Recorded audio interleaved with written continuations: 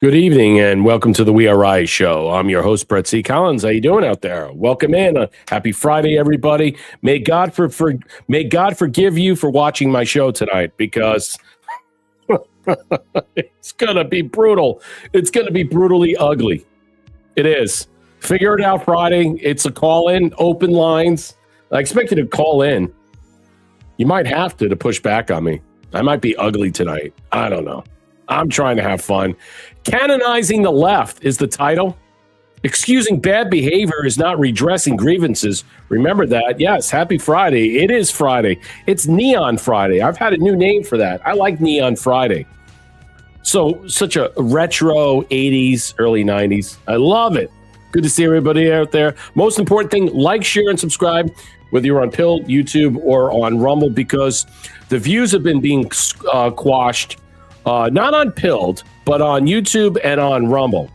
And we're also seeing a multi-level of negative commentary where people are just like, yeah, snark is on. Yeah, it is. I had someone sent me an email or one of these, I don't know, things say, hey, your show goes on for too long, kill yourself. That's what it was. It just said, your show goes on too long, kill yourself. What the fuck? What? I mean, obviously blocking. I mean, that's where it's at. That's where it's at. The show goes on. Just self-immolate yourself. Just light yourself on fire. Why don't you just light yourself on fire during the show? But it's important on Rumble and YouTube. I know you guys having a lot of problems with Rumble, but it's not me. And all the problems on my end with StreamYard, I fixed. So, you know, I've had people reach out. I'm like, so whatever it is, contact Rumble. Because I contacted Rumble. They said, have your peeps contact us and they'll straighten it out. So, you know, like, share, subscribe over there. Support the platform. Ko-fi.com/WeAreRISE. That's the new thing. We also have the Buy Me a Coffees. You can also do Rumble rants. I mean, you can do whatever you want to support the platform. I expect you to do it. You know, it's not like putting a gun to your head, but, you know, when I get an email or some type of something leaves me like, your show goes too long. That's why I was asking you guys, does the show go, I mean, standard is two hours, right? I mean, it's not like 2.5 hours, 3 hours. I mean, 2 hours. Some people do an hour, 45 minutes. Some people just, but I know sometimes it goes long. I mean, some of you people say, I like the show to go wrong. Your show is not long enough. There you go, Casey Snowman. Thank you for the can. And Thea for the cookie and Curious Cat for the cookie. You know what? The last time, though, Casey, we did 3 hours, almost 2.5 hours when I had a call-in, because I do on Fridays, typically runs long because of call-ins. I got fucking bummed. I got pushback. Yeah, can't get enough of breath. Yeah, you can't get enough when I'm like screaming my head off and I'm like trying to douse myself with gasoline, lighting myself on fire, and I can't do it. I can't find my cigar to start it. You know, I'm just like, man, I don't know where I am and what I feel today, but I want to give you my opening statement because I had a lot. What's up, Hogleg71? Thank you for the can. Good to see everybody. Tracer C4, how you doing? How you doing? I know that you're one of your parents passed away. I hope you're doing better. Hope you're doing well. Hope you're moving forward and through. I don't know what else to say. Losing a parent, you know, it's tough. It's tough, but I hope you're doing okay. All right, let's continue on. I just want to read this because, look, my show is not going to be about what we're really going to be talking about per se, but I just want to chime in on some of the just the craziest stuff regarding Candace and this guy Wilson, who I have no fucking idea who is, and everybody's just, they just want to like, bam, and rip the cord on it. I'm like, I don't care. I just don't care. I don't care anymore. I never cared about Candace Owens, and I don't care about this fucking another shill scumbag. They call him Pickles, who's a fucking, I think he's a scam artist. And for what I saw, it was a joke. It was a whole embarrassment, and nothing came out of this debate. And Patrick Bet-David, who's sitting there just like reading off some tablet of information, just, you didn't even know he was there. It was a joke. I saw some of it. I'm embarrassed for all you people out there who did watch it. I don't fucking care anymore. Just fucking what? It's time to just move forward. We know what's going to happen with with Tyler Robinson's defense. They're already prepared to request for the death penalty to be removed in exchange for what? They'll concede to life in prison without parole, maybe, and they'll admit to all of it. The judge will sign off in September. Enough evidence is there to move forward. That's it. And that's game over. Whether or not you believe him, he did it or not, I think there are more other people involved, and I never thought he was the actual shooter, but nonetheless, it's time to move on. It's time to move on. I'm just done with all of it. So here's my opening statement, and this goes into Luigi, the Mario brother, who's now going to be, he's not going to have his Mario brother. Let's continue on. So what's up, WeAreRISE family? Same day, Luigi Mangione finally walks into court and says the quiet part out loud. I shot the sheriff, or Mr. Thompson. The left's 2-year folk hero copium collapses in real time. Yes, it did. Meanwhile, the right just spent 3 hours turning Charlie Kirk's murder into a 300,000 content cage match. Embarrassing. Different tribes, same disease, narratives over justice, celebrities over corpses, distraction over the truth. I'm your host, Brett C. Collins. This is the WeAreRISE show. And tonight, we're done playing along. Let's get into it. Yep, that is my, let's just say, salvo for tonight. Some people like it. So I had someone say in an email or response and stuff, I like the salvos. I like when you have an opening statement or a greeting, want to get into what you're going to talk about. Some people said, shut your mouth and just speak. Let's just get on with the show. Okay?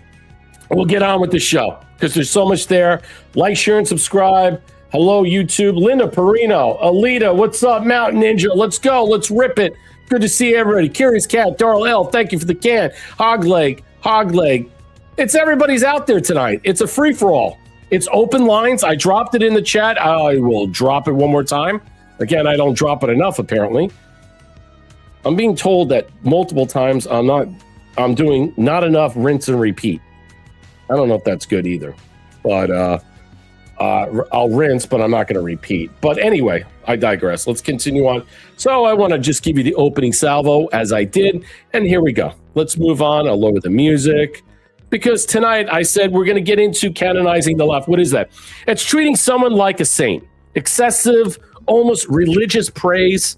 It's lionizing the left. It's treating political figures and ideas or movements on the political left as heroes or celebrities, public praise, deep admiration. It's embarrassing. It's totally embarrassing.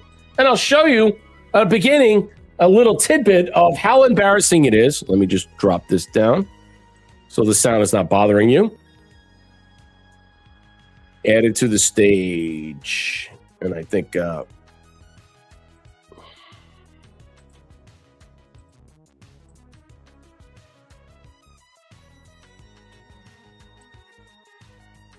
we do meet Donald Trump. Somebody, very bad people, turned my beautiful pool green. Vandals. Despite what Janine Pirro says, we even caught this one in the act. Could be years in jail. I called you in to solve the mystery of who's behind it. We'll take the case. That's not a reflecting pool, man. That's a reflecting ditch. Hey, gang, we have to find out who's responsible for the debacle at the reflecting pool. Daphne, you come with me. Shag, you and Scoob check out the far end of the pool. And Velma, you investigate the pool itself. Let's meet at the Washington Monument at midnight. This place is kind of creepy, Scoob. I don't know about you, but I love Scooby-Doo. I always have and always will. Salami. Sardines. That's probably why I love dogs. Run, Scoob.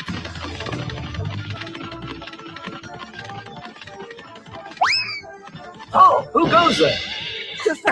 That's not nuts. Hey, where'd he go?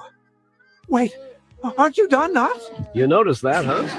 Yep, I've been recruited by ICE and President Trump to find illegals and to guard this pool from vandals. But that's impossible. This is satire. Don't overthink it. Dark blue paint chips? And the liner split all the way out here in the middle of the pool where no one could reach? And what's this? A no-bid work order that reads, rush job for America's birthday, skip the primer. Signed by Donald J. Trump? Jinkies, I don't know Harlem Globetrotters. It sure doesn't look like vandals to me. Nope, it sure doesn't. That's right. Everyone around these parts knows about the legend of the Potomac Muckman. This reflecting pool was constructed on dredged-up marshland. The Muckman did everything he could to stop the pool from being built on his marsh. Ever since the algae arrived, he's been spotted haunting the pool. We've got to come up with a plan to capture the Muckman. He's the key to solving this mystery. Oh my God. Right, Fred? Let's go over the plan one more time. We set out these decoy unredacted Epstein files. Not even the Potomac Muckman Yes. can resist them. When he goes to leaf through the documents, I'll drop a net on him from above. Then we'll have the answers we need to solve the case. But Fred, I found some clues that... Later, Velma. Scooby, you and Shaggy take the files and create a path along the pool leading to the table. Okay. I thought all these documents had to be released a long Oh, time we're playing ago. it to the end. It's only a couple more minutes. Like, there This is he good. Scoob. Let's scram.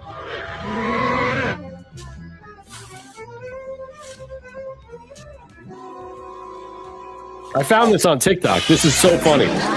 Thanks for helping us catch the Muckman. We can lock him up with this Olympic canoer. But how does this solve the mystery of the vandals of the reflecting pool? It's just Look like at old Judge man Janine. Carruthers told us. Disturb the swamp for your own vanity, and it rises green to reclaim what's yours. That's why the water's green and the paint is peeling. Or algae. In a pool painted American flag dark blue as part of a no-bid contract. There were never any vandals. The dark paint made the perfect conditions for this whole debacle, and the contractors botched the job, which led to the liner peeling itself. You, sir, are free to go. And the Muckman? He played the Muckman and made up the whole vandal story to scare everyone off before they figured out he was responsible for the whole thing. And I would have gotten away with it too, if it weren't for you meddling kids. Oh, you're going to get away with it. We'll see to that. That's my girl. Dude, that is funny as shit. Come on, you got to find the humor in it. You got to find all the joy and love and all. It's just great. It's just grandiose. I mean, I don't know about you, but I thought that was funny. I mean, there's nothing wrong with that stuff. I mean, that's the point of this whole discussion. Now, Janine Pirro is going after. They're going to bring back the reflecting pool guy, the Olympian. There's other things in play. She's setting up a grand jury or something else that's up there. But it was fantastic. Whether you like it or not, how do you ever want to play this out? I want to show you President Trump today. We're going to get into a couple things, but I just want to show you President today was in Nassau County, having some fun with some police officers, saying a couple of things that are interesting, having some discussions. He says, now in the face of relentless fake news smears, President Trump gave his full confidence in FBI Director Kash Patel. There's been a push to remove Kash, and obviously that's not the case. According to the AG, they arrested 170,000 people, indicted them, and what have you. That's 50,000 more than we had. We've achieved the largest drop in the murder rate ever, recorded lowest. I mean, do you believe it or not? Since 1900, in a level 125 years. Well, there's still rampant murders. Charlotte, North Carolina is out of control. And are we still counting Blue City State victims? Is that one of them? It's possible. Kash is crushing it. He's doing a good job. Let's listen a little bit about this. Doing a good job, and those numbers are the best numbers anybody's ever seen. FBI Director Kash Patel. All right. Okay. Best numbers anybody's ever seen on crime. And with your help, last year we achieved the largest drop in murder rate ever recorded, the lowest level in 125 years. That's since the year 1900. That was before my father was born. Look, I hope it's true. I mean, I don't know if I see it. I don't know if I understand it. I don't know. I mean, they get to see it. I mean, I don't know. I really don't know. I mean, because every time I'm scouring X or all these other platforms, there's more murders everywhere. There's more black on white murders all the time. Third word, illegal scum, murders and rape. So, where are these projections laced in some way? I don't know. So again, I'm kind of like, I'm not really sure where we're going with this. I'm not really sure. where things are. This is President Trump again in Nassau County Coliseum. We'll get to other stuff. I just want to show you a little bit of some of the things he said today. Again, you don't have to agree. You don't have to disagree. Just here it is. President Trump reveals they moved 5,000 vagrants off the streets in D.C. in 1 year. See, this is an important thing. Think about it. You got about, 100,000+ criminal illegals, or basically dirt slop vagrants, homeless people scouring L.A. And he says here 2% of those people create 91% of the crime. They repeat criminals, and they're not there anymore. If L.A. just got rid of all those people, how much crime would go down? Probably a lot. Sometimes 3 or 4 a day with this cashless bail stuff. They repeat, they go into court. The judge says, all right, you can go. This is what he says. Cities of the country, in the country. And we moved them out. We moved almost 5,000 people out of D.C. And you know, it's a very interesting stat. 2% of the people create 91% of the crime. I love that stat because we can handle 2% of the people. If it was 60% of the people, we got problems. It's 2%. They're repeat criminals, sometimes 3-4 times a day with this cashless bail stuff. They repeat. They go into court. The judge says, "Oh, you can go," and they go out and create another crime. But think of it: 2% create 91% of the crime, and that's something we handled very well. We moved out. Okay, so whatever you want to think, whatever you want to feel about the numbers, and what you ever want to debate about, that's fine. Let's move on with the discussions today that are taking place with Luigi Mangione, and then I will get to other stuff that will interject here. So the big news, some of the big news today about Luigi Mangione. Oh, excuse me.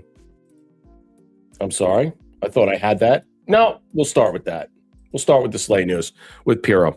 We'll go there because, I just want to start with that because what took place with the defacement and honestly, what happened was, and when you really look at how this unpleasant, undesirable, off-putting, odious, repugnant, abhorrent, vile, loathsome display of sabotage on a World War II memorial, the left really has nothing else to say. They really don't have anything else to say because before the reflecting pool was like, President Trump set this up and it didn't happen and there wasn't this and wasn't that.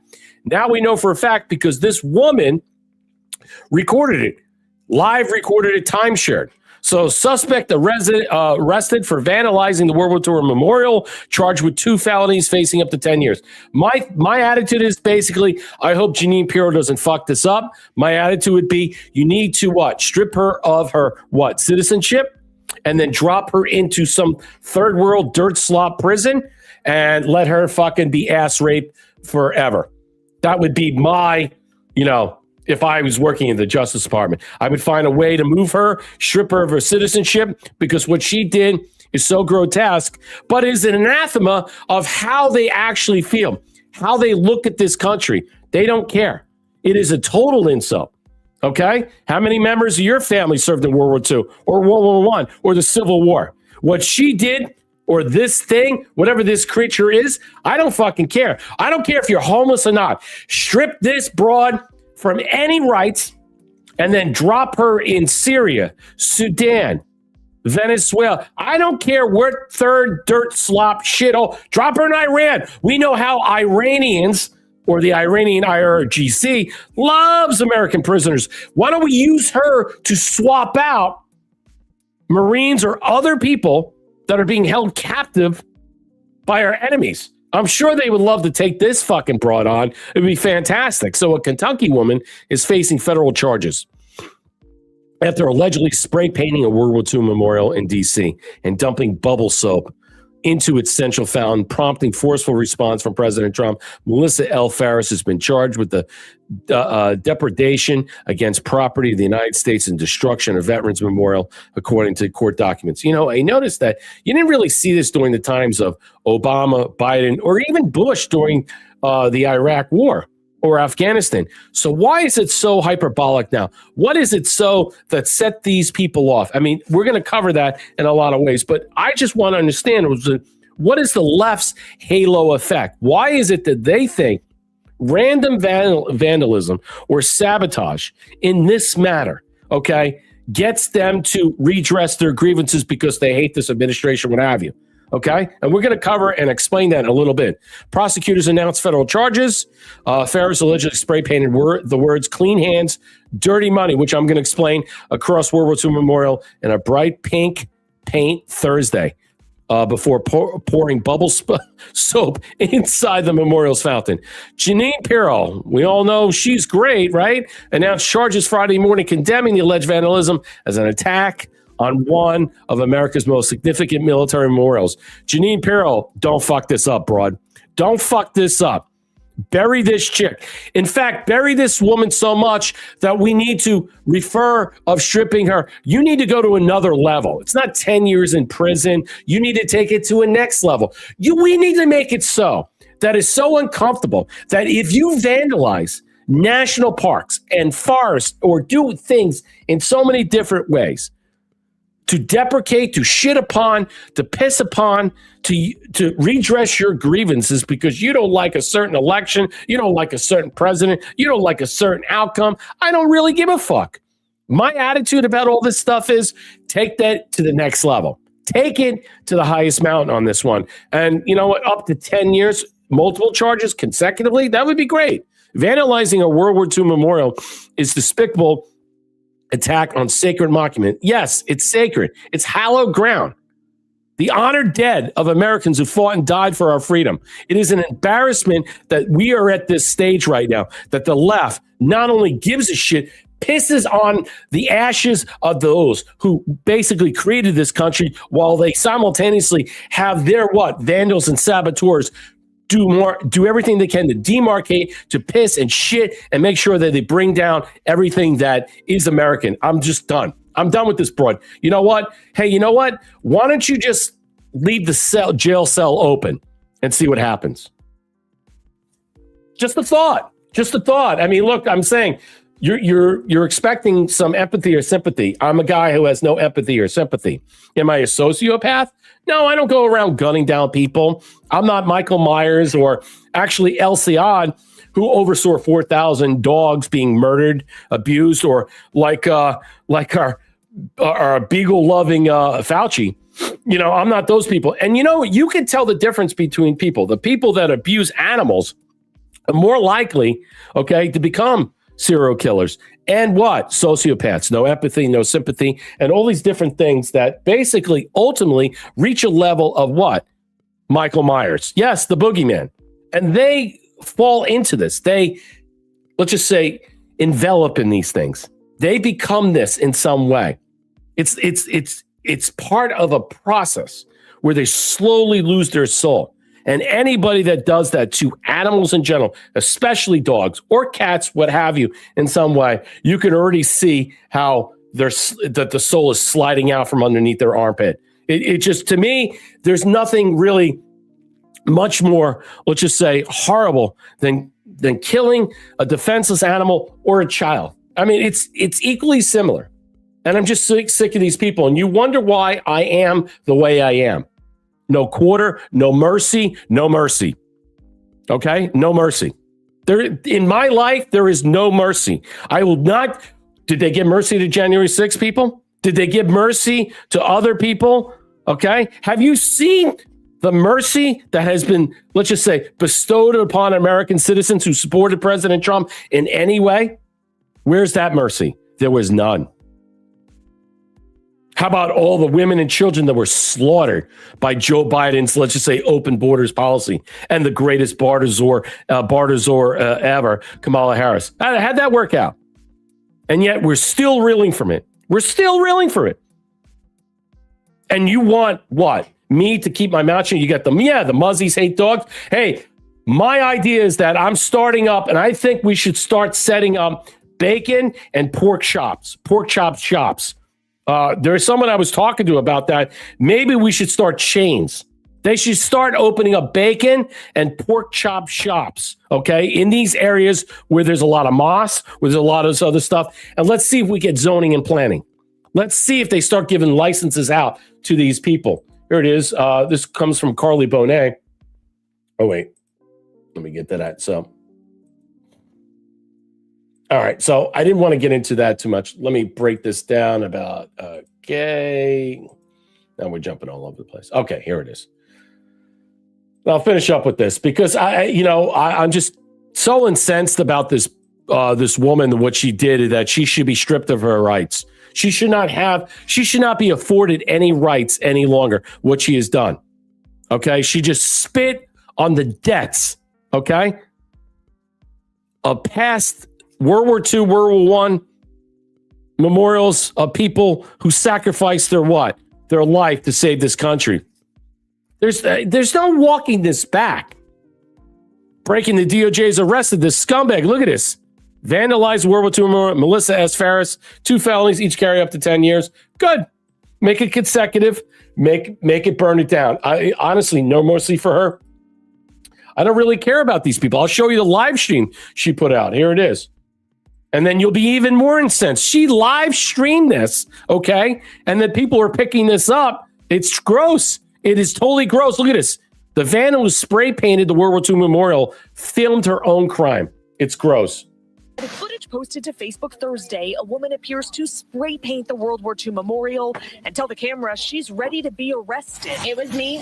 I'm doing it. I did it. It's on camera. The video goes on to show the woman put something in the water that causes it to bubble. Police at this hour have not yet confirmed whether they've seen the video obtained by Fox 5 or made any arrests. I can't believe that Washington, D.C., our nation's capital, has turned into this. Tourists in town to see the monuments were stunned and were kept far back from the damage as police investigated. But photos by a local photographer show it up close. The words clean hands, dirty money, bubbles lingered for hours. That fought for our country, and then to do something like this, it's shocking to me.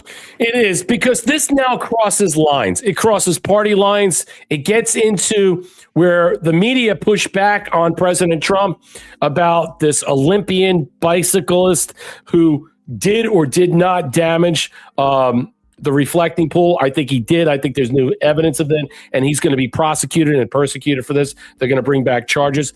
But this is a different thing. This hasn't happened, okay? Even the last several presidents. So this is right now really abysmal. I mean, we're treading into very dark waters. It's going to be hard for the media, the mainstream gay and fake media, to, let's just say, defend this. They can't.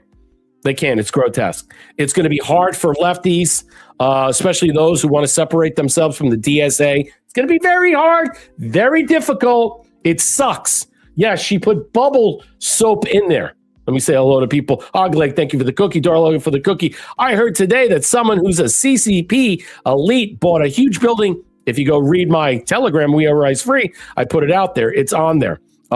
It's on the Daily Caller. You can look at it on my WeAreRISE thing. And I put a whole explanation in there. I might cover it on Sunday. And he's a very well-trained sniper. How in the hell is that possible? Yes, a lot of people had brought that up. Thank you, Sean Joe, for the cookie. Theo for the cookie. Holiday 71 for the cookie. Let's continue on. Let me read you my discussion about what they were saying here. The recent vandalism at the National World War II Memorial on the National Mall in D.C. illustrates the distinction clearly that we're talking about tonight. And what are we talking about tonight as I get out of this? I just want to show what we're talking about. If you look at the canonizing the left, executing bad behavior is not redressing the grievances. I want to explain that. So we know this, that the site was defaced, the soap was poured into the fountain, producing large amount of suds, and graffiti reading variations of clean hands, dirty money, or clean hands, dirty money was spray painted in red, orange, and green on a granite near the Atlantic Arch Pavilion. The area was cordoned off, cleanup began, And today, a woman identified as Melissa L. Ferris was arrested and charged with 2 federal felonies, the depredation against property of the United States and destruction of veterans' memorials, carrying potential penalties up to 10 years. It should be more. It should be more, and she should be stripped of her citizenship. U.S. Attorney Jeanine Pirro called it a despicable attack on sacred monuments honoring Americans who fought and died for freedom.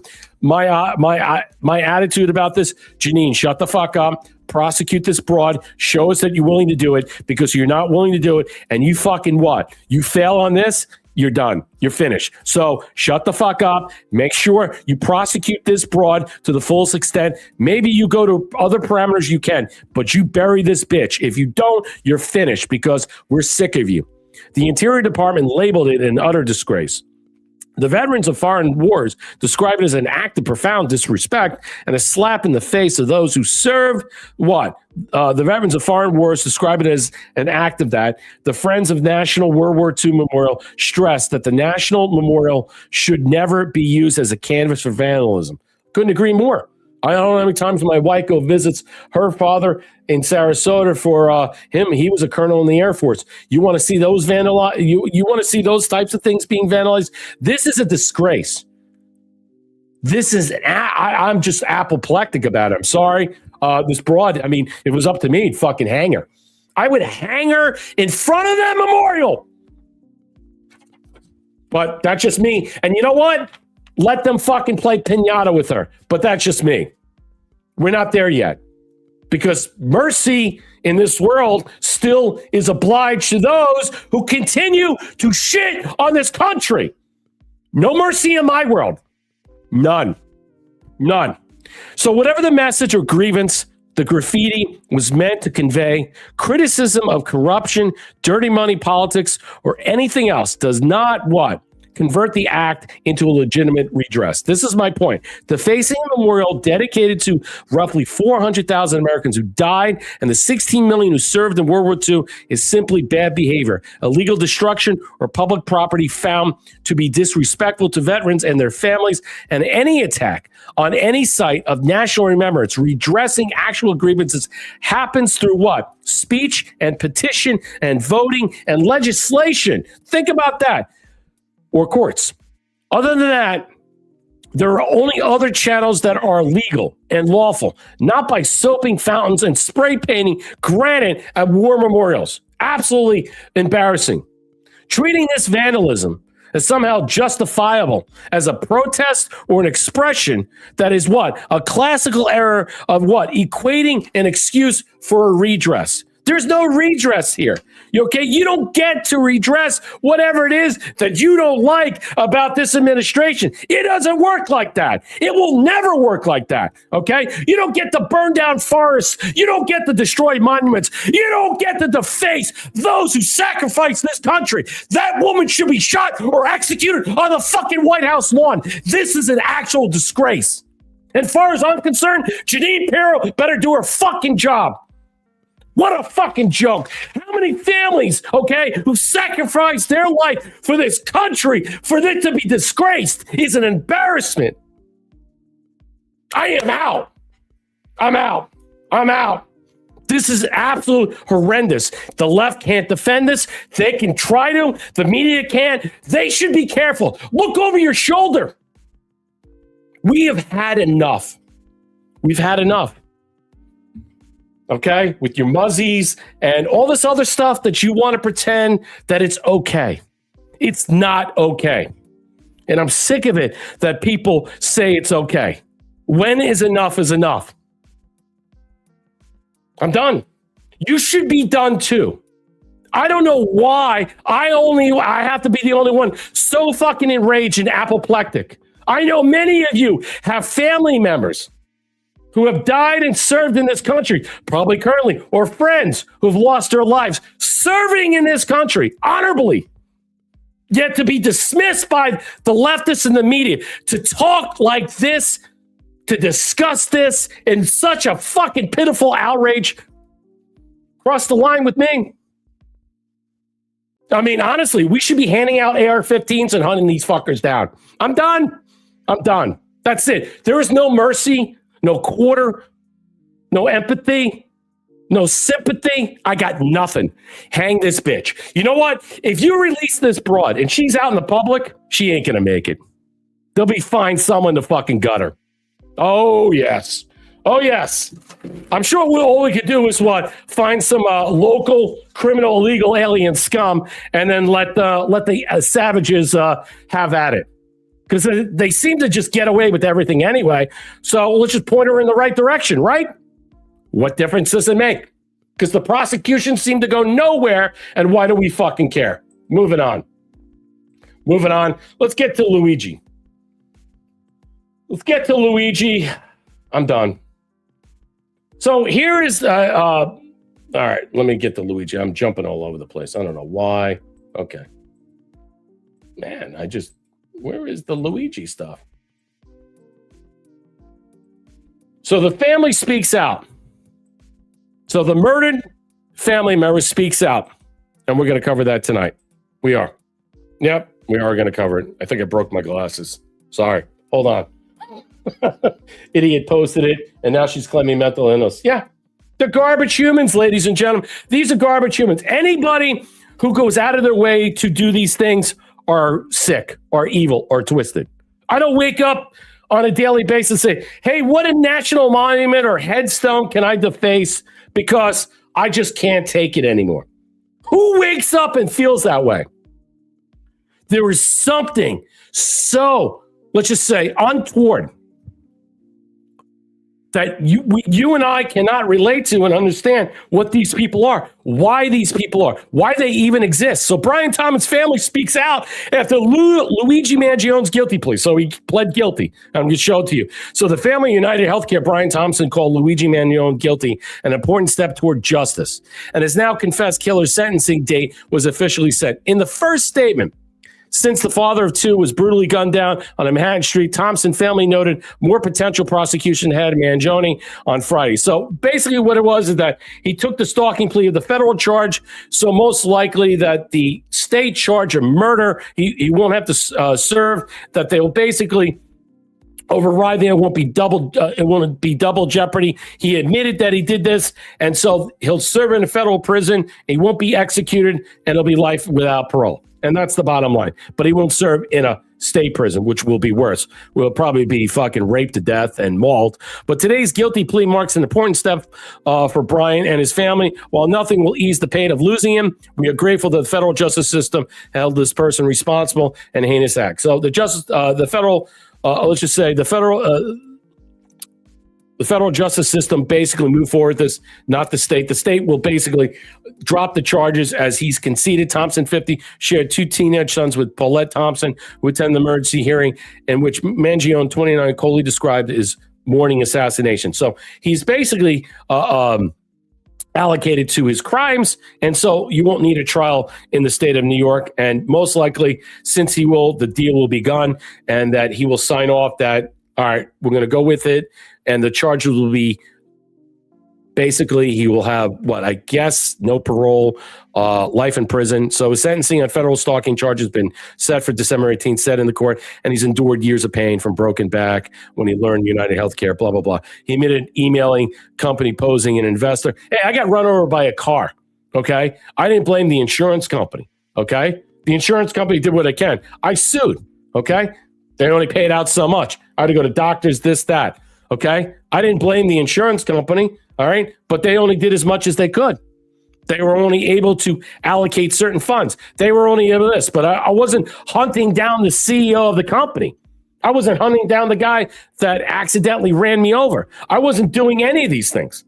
You got to fucking take ownership of your shit. Okay, you can't blame everybody for your fucking problems. But that's the way things are. It's not your fault. It's not my fault.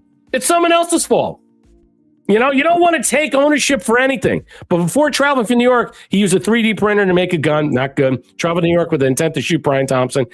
I knew what I was doing, he said. Mangione arrested in Pennsylvania at McDonald's after a 5-day manhunt. My concern about the whole thing is what a lot of people felt like is the 5-day manhunt was kind of like odd. And then he was hanging out at McDonald's. You know, the whole thing about McDonald's and him being there and him being found there was very odd. And I think that's why a lot of people were very creepy as fuck. They didn't understand the situation as this broad did. And I'll explain to you, because we're going to go into the canonizing the left and explaining why certain people feel the way they do. Not necessarily because of, they want to martyr these people and like in some way enjoy and love them as what creative characters or heroes or say, well, I have deep admiration because he shot a CEO of a healthcare company that rips off people left and right.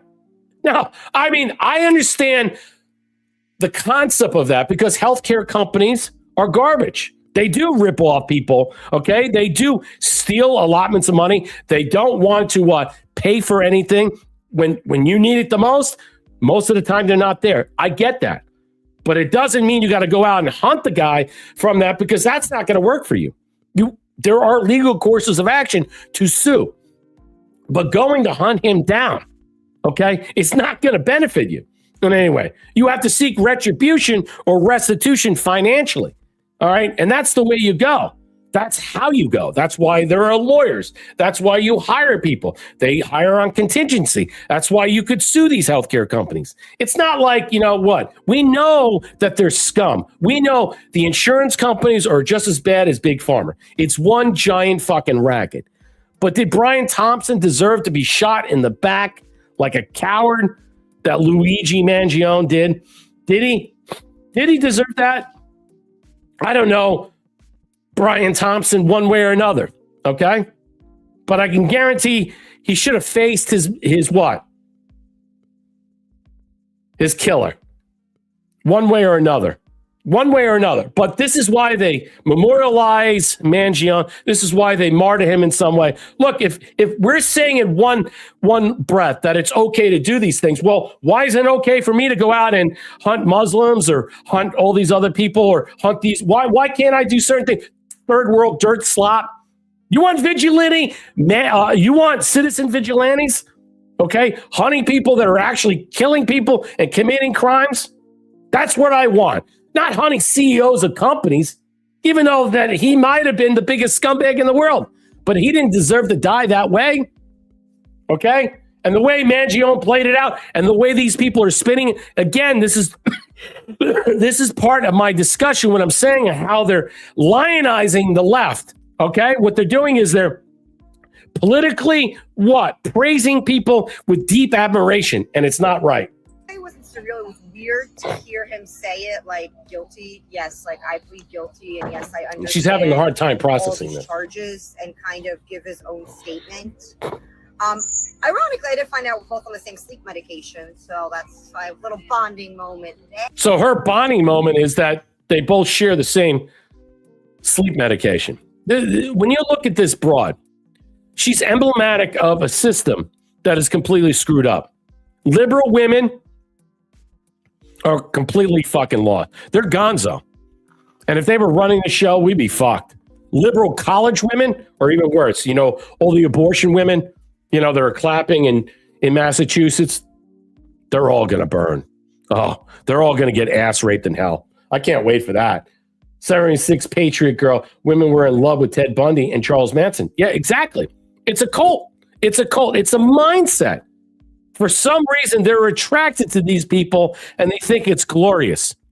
It's perfect because they think that him executing a CEO of healthcare company, where healthcare companies like United in some way don't pay out. And many people that had families, who paid insurance in where the insurance would cut off. They didn't want to pay for this. They want to pay for that. They don't want to pay for that. And so they look at this guy as a superhero. They look at him as something bigger.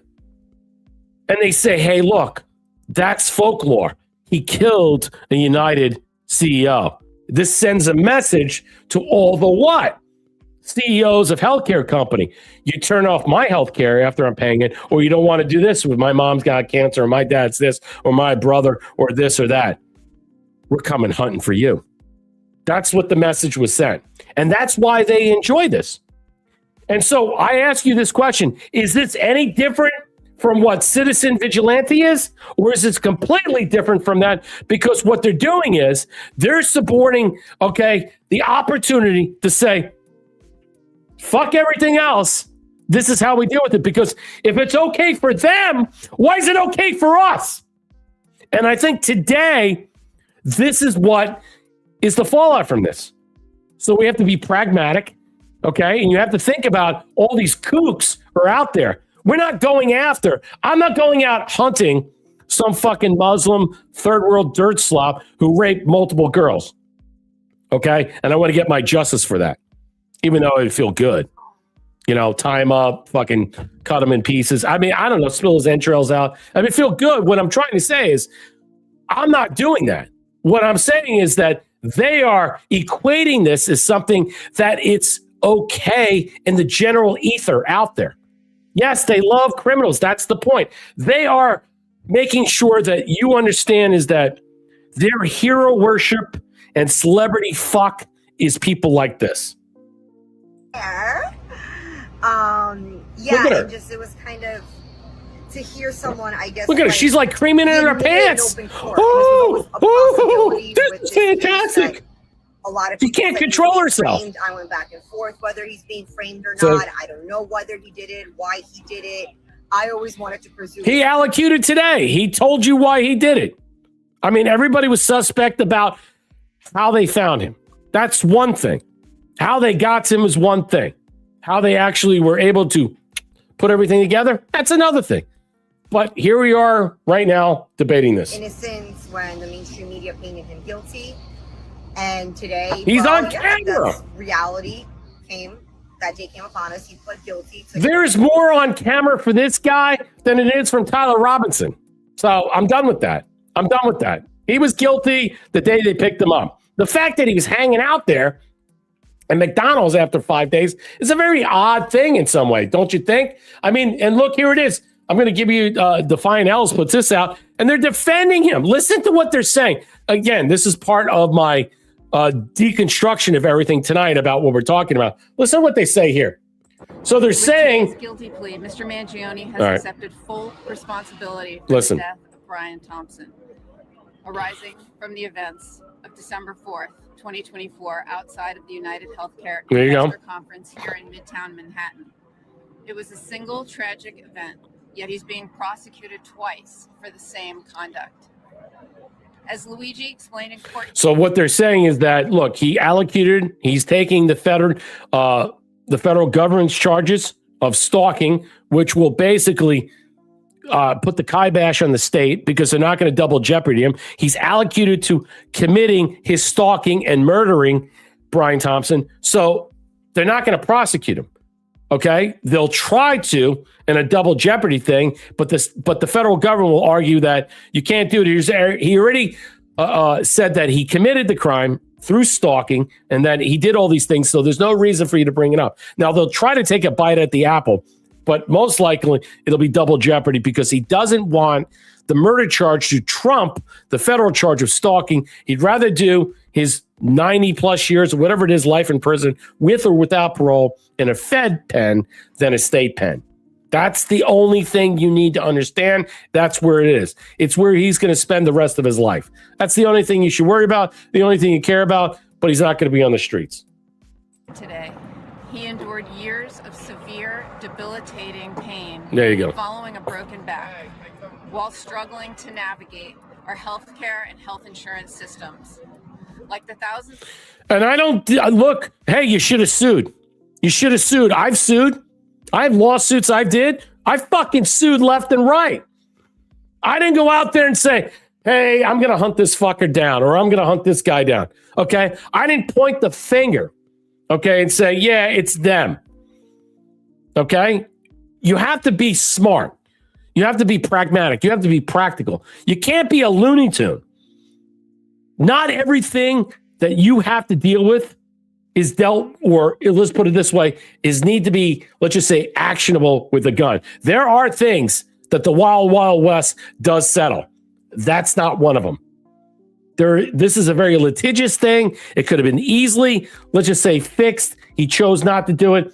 He walked the other way because of his pain and suffering and his anger and his frustration. And whatever snapped, he did, and he allocated for it. People who've reached out since this tragedy to share their own experiences. There you go. He believed that the system had failed him and destroyed his life. Okay, so the system failed, but is the system on trial, or was the point being he stalked and hunted the CEO of this guy in the middle of the night, shot him in the back on camera with a ghost gun? So is this about what he endured, or is this secondary or tertiary? Let me know in the chat what you think. Is this okay? That's the other thing. This is what we're talking about. When you want to talk about vigilante citizenship or citizen vigilantism, okay, do you equate this to that? Do you think this is eye for an eye? Why is it always McDonald's? That's a good one. I don't know. It's very odd in some way, but let's continue. Despite this being a single isolated event, Mr. Mangione has been unfairly treated since the outset in every way and has successfully fought off terrorism charges and the death penalty. So why did he allocate shooting him then? At the same time, two simultaneous. So he was offered a deal. Hey, look. Hey, Luigi. Okay, you're never going to see Mario again. Your brother. Take the stalking charge, allocate to the crime. You'll serve in a Fed pen and you'll be protected. You go to, if you let the state prosecute you, you're going to be in a world of hurt. You're going to be with pedophiles. You're going to be with murderers and rapists. You're going to be fucked 7 days from Sunday. Your life's going to be miserable. I think that's the deal. I think that's the gist. I think you need to get that. You need to understand that. All right, let's move forward. Let's get to other things, other comments. I see you guys out there. I don't want to, look, it's a call-in show. I mean, I dropped it in the chat. Yes, Trump won. Thank you for the cookie. What's up, Brett and company? Good to see you, Thea, for the cookie. Give that man a cookie. Casey Snowman, gifted the cookie. Yes, my father was in World War II. Well, thank you for his service, and God bless him. He was wounded. The cold and the snow saved him. I'm here because of that. You should be. I have relatives up the yeah. Okay? All over the place. That shit don't fly with me. That fucking broad, you know what? You want to hunt and fucking take out some, that broad, she should not be released. I don't care if she's batshit loony. She's lucky she's going to make it. I know she's lost mental disease. She doesn't need help. She needs prison help. And then open the door. The back door, like the back door where all the illegals snuck in and they raped and murdered our women and children and killed us all. How about that back door? And let's see what happens to her. Thank you, Hog Lake, for the cookie. That's what I want. To me, that's the ultimate retribution. That's how you deal with stuff. That's how you parse things out. Well, maybe in some way. Maybe you consider that. But I don't fucking care. I don't really give a fuck anymore. I have no empathy or sympathy for these people. As far as I'm concerned, fuck them all. Fuck them all.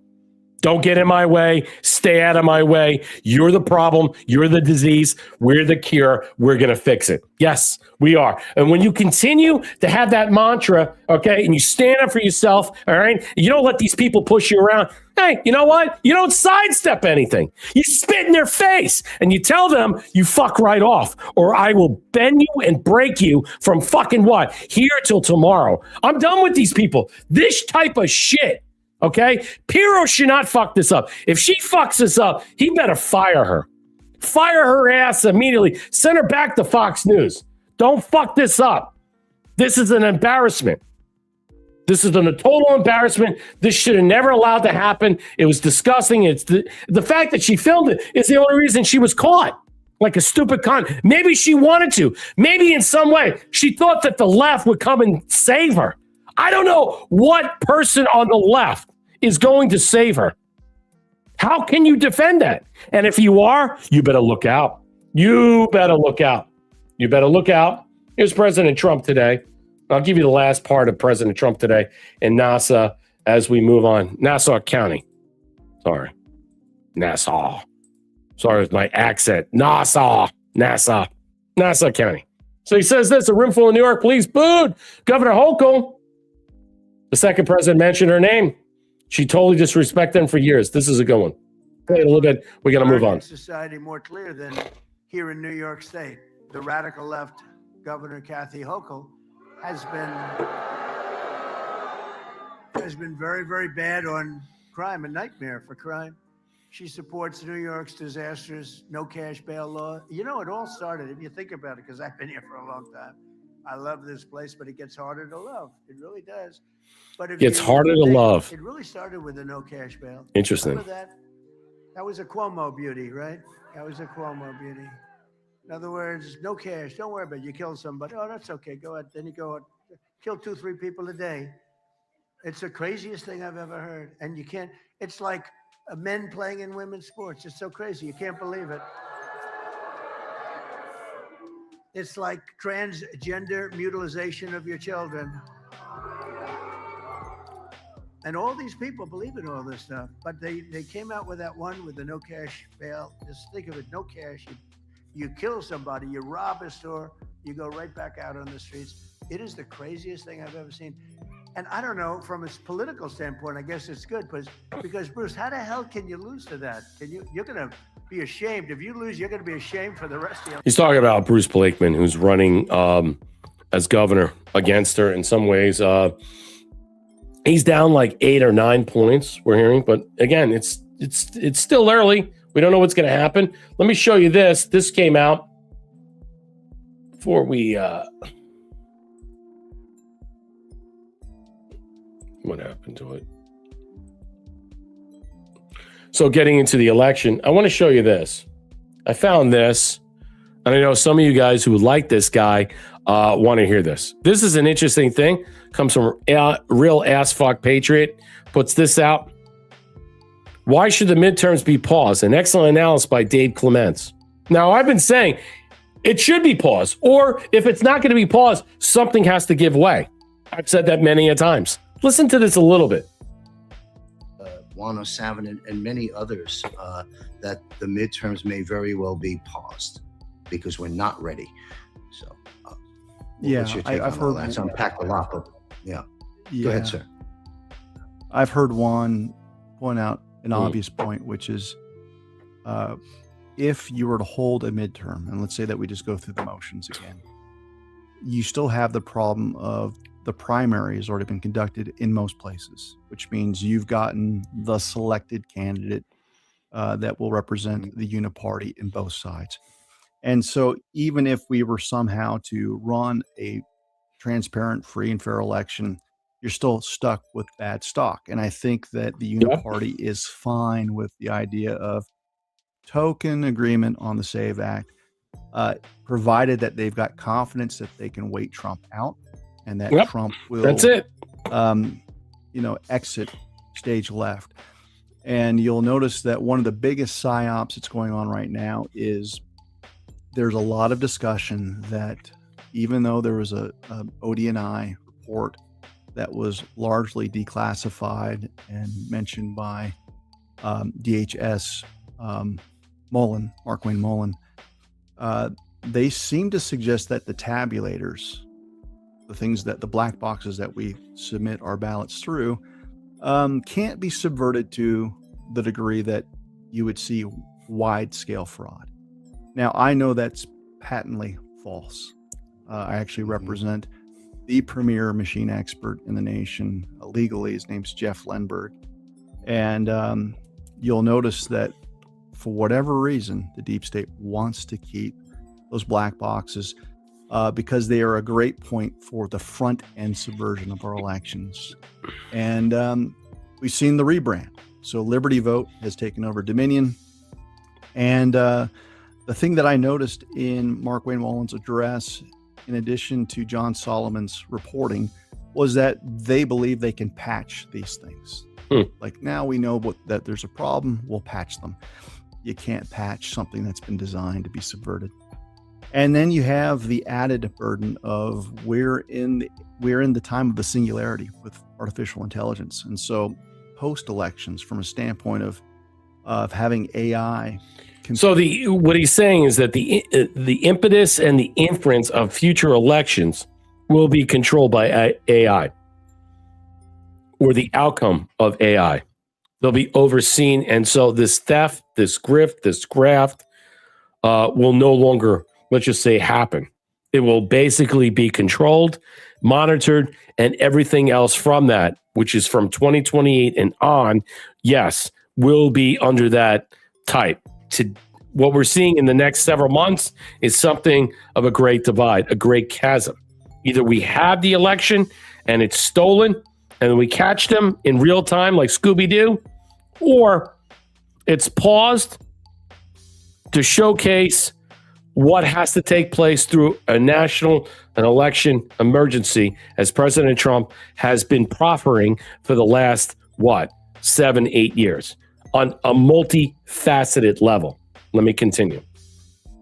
Compute at the speed of quantum, it can arrange a perception of reality that's just not real. And so what happens when you've got everything hooked up to the internet is AI can give you whatever result, whatever perception the public needs to feed upon to believe that a certain candidate won. And so we're there. There is no way to go forward with our elections with the current system. It's completely been left wide open. So the SAVE Act, as great as it might seem from a standpoint, it's not going to save us. Use voter ID. Let's make sure that only U.S. citizens can vote. Let's curb the use of. It's not going to work. As long as you have the machines in place, which optimizes the environment for fraud, there's still ways to ensure that a nation state threat permanently exists and will never have legitimate elections going.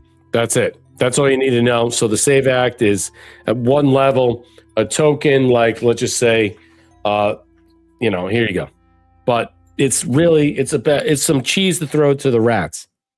But it's not going to solve our problems, because the real problem is something far more pervasive, expansive, grotesque, ugly, that we all know what it is. It's not just the machines, okay? It's the fucking mail-in ballots. That was the other part of that conversation. But I have to move on because I've been, really running my mouth, and I should really just shut the fuck up. I got to continue on. There's so much stuff here. All right. Here's part of the discussion about the Mangione stuff. We're jumping back and forth. This is part of the canonizing the left of why they feel in some way. And that's part of the show. I would just want to show you these suppositions and theories about why these people are so delusional that they act in such a way that we have to sit back and realize it's like there is no rationale. Just like the broad who decided to put some, bubble soap in the whole thing and deface the memorial.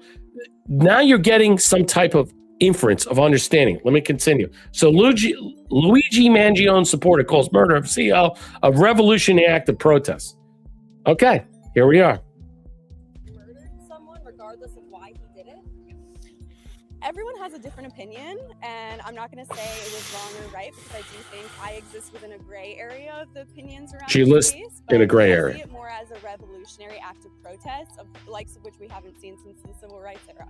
My reactions in court, relief, I guess is the word. I think for a very long time, people have ascribed this idea that supporters are painting him out to be guilty by having conversations about the healthcare industry. So to no longer have to fight that battle is satisfying and relieving. He has a lot of battles to fight. I want him to be happy and healthy, but I want America to continue questioning, our current predicaments and why we allow our futures to be stolen away by oligarchs. Okay, so the argument is not about that he actually allocated for committing his crimes and murdering somebody in cold blood. She's basically saying there's a bigger fucking discussion here, is that the healthcare industry is garbage. Okay. And what they do is they rip people off. They overcharge people. They control your health. Look what they did with the vaccines and big pharma in some way. And what she's saying in some way is that, hey, one death of a CEO could lead to a change, lead to a domino effect. And she's saying, I don't really care. And there are many people like her who don't care. And she's saying, if this starts a revolution, then so be it. Well, many of us feel like that when it comes to Big Pharma, when it becomes to Fauci and all his what? Let's just say, overlords.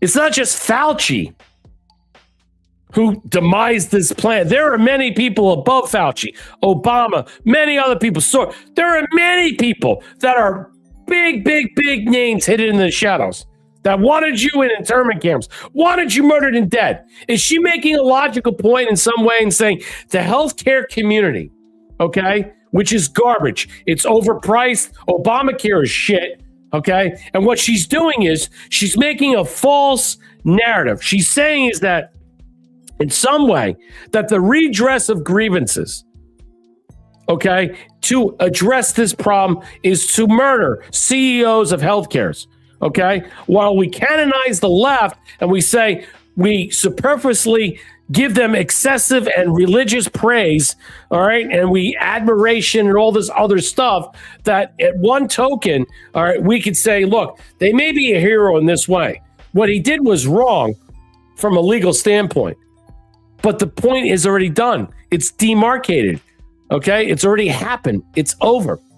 What I'm trying to say is that the logical conclusion versus the fallacy here that is being set up, the straw man, is for people to take away. Look, he committed a murder in cold blood, a first-degree murder, let's face it. He planned and plotted to murder a person, and he committed a crime. Nevertheless, don't take it away.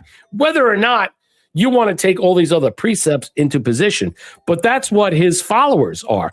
That's what his people that are publicly praising him as celebrity, let's just say, heroes. They are canonizing this guy of saying, finally, we're bringing attention to what this guy went through and what the health community, the insurance company does. If this was true, we'd all be lining up, not just killing all the CEOs from healthcare companies. We'd be murdering Exxon Mobil, all the gas companies for charging us $4 or $5.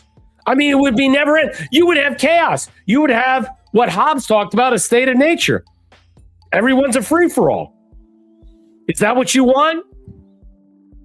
I don't want that. But there has to be some level of justification to satisfy and quench the bloodlust that a lot of people are having on a daily basis. We know Big Pharma's scum. We know healthcare companies rip us off. We know all this stuff. It has to be adjusted. It has to be fixed. Let your voice be known. It's not like avenging your neighbor, your family members' murder, rape, assault by third world criminal alien scum. It's a very different thing. It's a very different thing. It's apples and oranges. You can't excuse certain bad behaviors, okay, as redressing these grievances. You can't.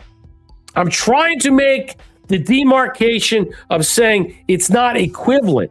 It's not logical. It's not like, hey, I'm going to murder the guy who just raped my wife, killed her, and my kid. It's not the same thing. And then you go out and do it. It's not the same thing. This guy planned and stalked someone who did nothing wrong to him, did not in some way. Because, you know, if I went out and did that, I'll probably be charged with, and I get fucking convicted. That'd be like manslaughter or something. They're not going to give me first degree. They're not going to, it's like they're going to say involuntary. He was out of his mind.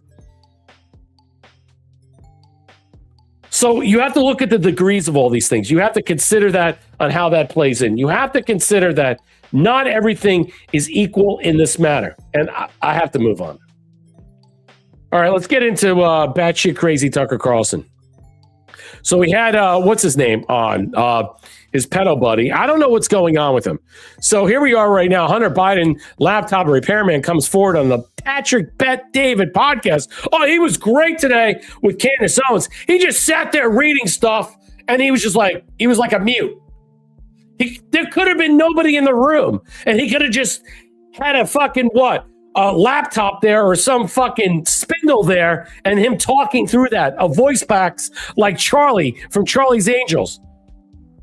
I mean, here we are. So Hunter Biden laptop repairman comes forward on the Patrick Bet David thing, accuses Tucker Carlson of not wanting him to talk to him on the laptop when he found out Tucker was in the lab. This is funny. To have Tucker not even want me to talk about the laptop on his show for a year and a half. Watch it. Told me that, and then when I found out that Tucker was in the laptop, it kind of all made sense. Tucker was in the what I feel laptop. like Tucker's doing right now is I think he's kind of running cover for his complacency in covering the laptop. I mean, he beat his sabers and talked about accountability, and he brought up the laptop a lot, but I mean, it took him a year and a half to have me on the show, and I was told if I talked about anything other than what he wanted to talk about, I would never be invited back. Who said that to you? The producers? Tucker's producer. Interesting. So Tucker's I've had Tucker flagged as like complacent with covering up a laptop since basically the 16th of October. 2020, 6 years ago. A lot of questions, and then that was it. I didn't hear a squeak out of him. What's your speculation? You said he's in the laptop. In what way is he in the laptop? Is it an email? Listen to this. Listen to this. Hunter. He was neighbors. I think Hunter. He was asking for Hunter to get his kid into Georgetown, and then I think the wife had some plans. I know he was in the laptop. I don't care. It's DC. Plus, I mean, people forget Tucker was in CNN for a while. I mean, he's a Democrat. He's an opportunist. So he's a Democrat, and then he said an opportunist. To me, it's nothing. Then he said an opportunist. You guys are communicating at that time. You're in DC. I totally get it. You know, families talk to one another, and sometimes there is the acting and what we do on TV, and then you see some of these guys behind closed doors that they're friends with all of them. So it wasn't that it was anything malicious.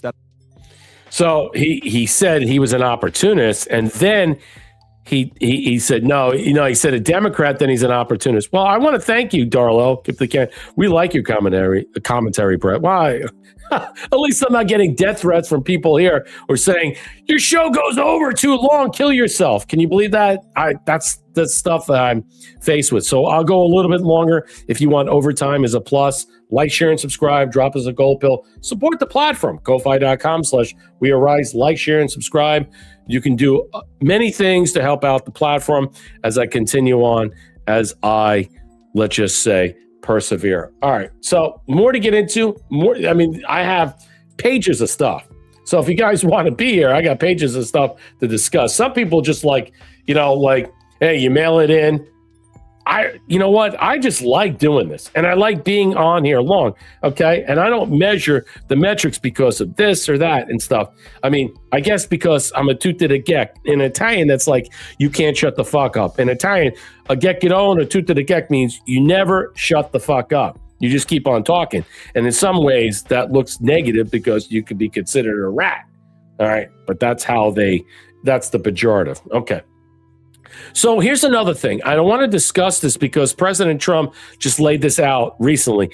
Are we about to see our outside borders closed down marginally to trap everybody in for the painful insurrection that's going to come? You can't dip out. It's closing time. Okay? One last call for alcohol, but you can't stay here. But you can, because you're not going to be able to dip out. Is he shutting down every enterprise because of the executive orders that are going to unfurl come September, which I believe they will? And they're going to be what? Held accountable for all the criminal illegal scum that are voting illegally, all the shadow people that are working inside and outside these different groups that are here to nefariously undercut our country. He is unleashed holy hell now. And get ready, because it's happening. So the Mexican cartel's time is up. President Trump authorized CIA and ground branch to take out the narcos. This was only the beginning. U.S. and Mexico join forces to end cartels once and for all. Empty here at the border, but the cartel right now is changing tactics and they're adapting. Border officials tell us that they are getting more aggressive. We got a firsthand look at how the U.S. is teaming up with the Mexican military to fight back. Now, this is 6 minutes, so I'm not going to play all of it. I'm not going to do it. It's too much. Take a look at this coordinated exercise and show of force, a Border Patrol helicopter sweeping low over the Rio Grande as Border Patrol special operations agents rappel down one by one. And take a look at this, just across the river, Mexican troops carrying out a mirrored operation on their side, demonstrating how the two countries would mobilize together against a cartel threat. This comes just weeks after the Trump administration designated the Juarez cartel a foreign terrorist organization. In reality, though, this group, this cartel, has been terrorizing both sides of the border for decades. It's literally their cash crop. In doing so, they've destroyed the lives of millions of Americans and effectively facilitated the fentanyl epidemic that has afflicted this country over the past several years. And prosecutors say that new terrorist designation gives them another powerful tool to hit the cartel where it hurts, not just going after its leaders, but the network of people helping keep it running. You're not being treated as somebody helping a criminal organization. From now on, you're being treated as someone that's helping a terrorist organization. There you go. There you go. That's it. And that's the Border exactly Patrol chief it. says the biggest threat they're seeing right That's what I'm talking about. El Ciad, all these other people. If you're supporting a certain group of people that are connected to this and you're voting for them, you're part of a criminal enterprise. I would say your ignorance or lack of what? Let's just say relevance or your arrogance or your stupidity, okay, cannot be blindly swayed if you're voting for somebody that is completely tied to a criminal organization. And if that is true, and that they allowed to put this guy up there and win in some way, then the Democrat Party that pushes the DSA, that wants nothing to do with these people, are going to be held to account. And everybody that voted for those people should be put on what? Blast. And we should watch these people. All right? That's why I'm saying they should be tracked and traced. That's illegal. You should. Yes, they did that to us. Every fucking voter since 16 and 17 for President Trump has been tracked and traced and put into a system that supported President Trump. Every single one of us. They know who we are. It should not be any dissimilar in this case, because the bottom line is this is where the battle is going to be, and I don't really care anymore. I'm done. I'm done. You should be done. We are about to get ready to have a very serious kinetic pushback. It's going to be, I'm enjoying it. I'm looking forward to it. You don't have to watch something on Netflix or Prime. That's going to be action. You're just going to have to click, watch something here, because it's going to happen. It's definitely going to happen. You know what? I know some people are like, you shouldn't want that. No, it's the only way for people to process this. You have to see it happening. You have to see it in real and live time to understand what they're willing to do. Once President Trump makes his move, it will happen. Koreans on the on the rooftop. I'm ready. I'm ready. I'm ready. I'm ready. Make it the purge then. Sound the fucking warning signs. Let's go. Let's go. Let's just do it. Let's just fucking do it. I don't fucking care anymore. I'm done with this shit. We reached an apex of a lot of stuff, and I'm just done with it. I'm done with the crazy left. I'm done with all the cuckoo Cocoa Pops people. I'm just done with all. I'm ready for it. Let's go. Let's get into it. Let's go. You want to fucking drive by and exchange live fire? I'll be on the roof with a sniper. Fucking done, man. You know, you shouldn't give quarter to any of these people and stuff. Like, I mean, honestly, we are really at this precipice right now thinking where this is going to go. Do you think in some way, where many people are articulating in some way, is President Trump going to shut down the elections? Or is he going to label this in some way, which will be forced to be what? Circumvented by the left and the progressives and the illegals and the scum and all the shadow people, are they going to do that as, let's just say, retaliation? Absolutely. So why are we sitting here like just sitting there playing like what? Scrabble or Marble and stuff. It's irrelevant. It's going to happen. They are going to react to his decision about doing certain things that he's going to invoke, okay, elicit out. It's going to happen. It not only needs to happen, it should have happened a long time ago, but what a perfect time. But as David Clements is saying, is that, look, by 2028, it's not going to be necessary anymore. Things will already be in place that these things will be ready to go. Okay.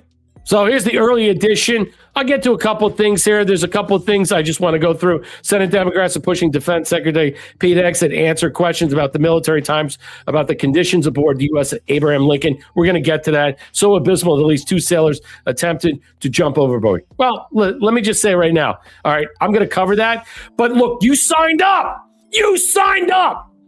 If you can't handle it. Now, the Lincoln's coming home. The Lincoln's coming home. They need to do what? They need to do tests on all these people. They need to do stress tests. They need to do all these empirical tests on these people to see how their mental acuity is okay. They need to test all these people. And those who have been a problem, those are the text messaging, all those people, the weak, wounded because their milk was spoiled, or they didn't have enough milk for their Ovaltine or the Cocoa Puffs or their Lucky Charms. Those people, bounce them out. Bounce them out. There are people who spent 2 years in the fucking desert in Iraq. I knew somebody who died in the desert. Didn't come home for 2 years. Went to his funeral. Cried like a fucker. A friend of mine. He not once said to me in any way, this shit, these pussy-ass gay faggot sailors. And I don't want to piss on military people because I don't want to do it. But serve your time. Because there are many people I know that did, and they died for this country, and you didn't have milk for your Cocoa Puffs, or you're going batshit crazy because you're on some floating city and you can't handle it? Well, you shouldn't have signed up. You only did it because, like, hey, I'm not going to be in the combat zone. I'm not going to be an Army Ranger or a Marine where I'm going to be on land facing battle. Some of these people need to have a checkup. And if I'm Pete Hegseth, you need to streamline these people. Anybody aboard that 5,000 crewman ship should be checked out. And if they're not wired to be there, bounce them. I'm serious. You're not wired there. 2 years, my friend, spent in the fucking sands of Iraq. Battling this shit. And he died there. He died there. And you know what? He not once complained. And they got some fucking spoiled milk, fucking faggoties, seamen crying about their spilled milk. My God. Continue on. Treasury Secretary Bessent says the United States will soon pressuring Iran with economic measures. That's great. They're going to fucking unleash holy hell. Good. That's fine. There's a couple other things I wanted to show you this before we move on. So a national security memorandum late Wednesday encourages American companies to conduct their own cyber attacks on criminal hackers. How interesting is that? That move marks a sharp pivot from decades of cybersecurity policy across Republican and Democrat administrations. They're giving them the opportunity to move forward in cyber operations to the U.S. military and intelligence operations. All right, here's another thing I want to show you. This is in U.S. immigration. New documents obtained by Wire show U.S. Customs and Border Protection employees and contractors misuse law enforcement databases to look up romantic interest and track colleagues and cell phones. If this is true, they should be fired because you have a job. Your one job is what? To fucking get rid of the scum, the worst of the worst, and the shadow people that hide behind the scum. And you know what? I'm sick of this stuff. If I see abuse left and right, I'm calling it out. There are more of this. All right. Where's the one I want to say? There was one more, and then we'll get out of this. Oh, so a federal judge in Boston dismissed the Trump administration anti-Semitism lawsuit against Harvard University. The Trump administration has been using the lawsuit to pressure the university to capitulate on the number of its demands. Well, let's face it, it's an anti-Semitic university. It's all about Pakistanis and Chinese and third world scum. I mean, Harvard is garbage now. But I don't really care about all that stuff. I don't care about all that stuff. All right? I mean, it doesn't matter to me, okay, in some way. All right. But the point is that they're pushing back. They're saying, no, that's not necessarily true. But who is what? Paying them behind the scenes.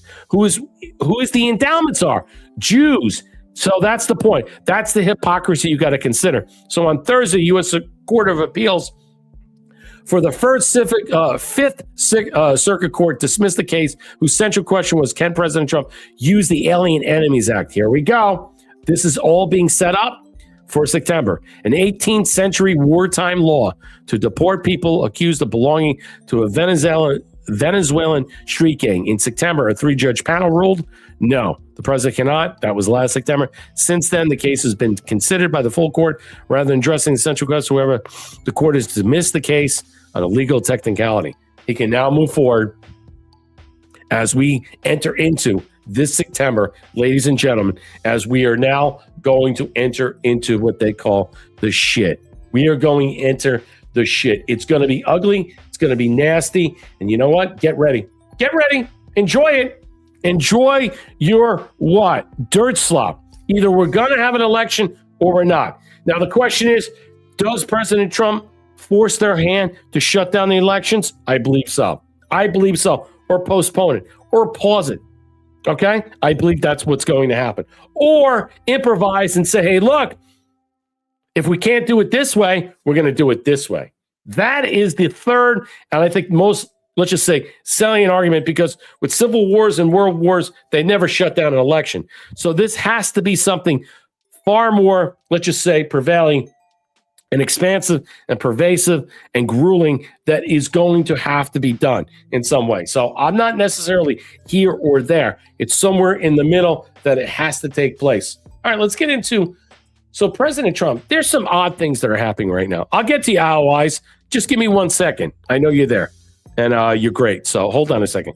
Allies is there and we'll get to her. She's great. So please hold on. So Trump demands Navy use steam catapult jet launches in rejection of modern tech. This is an odd thing. The Navy could end up spending billions to satisfy a new demand for President Trump to rip out high-tech electromagnetic systems it uses to launch jets from his newest class. Now, could that be because an EMP, let's just say, opportunity or blast or wavelength could undercut that in favor of older steam-powered catapults? Consider that. Trump signed a national security memo on Thursday commanding the change for the nation's Gerald R. Ford class of aircraft carriers, according to the exclusive report in the Wall Street Journal. The last ship in America's fleet built using steam catapults was the U.S. George Herbert Walker Bush, which I believe is headed to the Middle East now to relieve the Abraham Lincoln. Constructed in 2009, according to the outlet, which cited one expert who believed replacing electromagnetic catapults with older methods would cost billions. Electric is more reliable, but there's something else there. And these components to be electric instead of steam, it eliminates all steam-related mechanical parts. So is it cheaper to move forward with this in some way and less, let's just say, problematic for an issue to be, let's just say, unfurled out in the middle of the Atlantic or the Pacific or the Indian or what have you? There is something else there. And it's less likely that these steam operations in some way or steam catapult launchers that move out the jets can be what? Impaired with. And I believe that President Trump and the administration are thinking that there are wavelengths, machines, types of things that other, let's just say, enemies, even allies, could use certain batteries like they do in some way to obfuscate, obstruct, block, and control the launch pads of our flights. And you don't want that in a theater of battle. That's just my thought. Let's welcome in allies. How you doing, Allies? Good evening. Welcome to the show. Hey, Brett, I'm doing well. How about yourself? I'm well. Okay. How you doing? What's on your mind?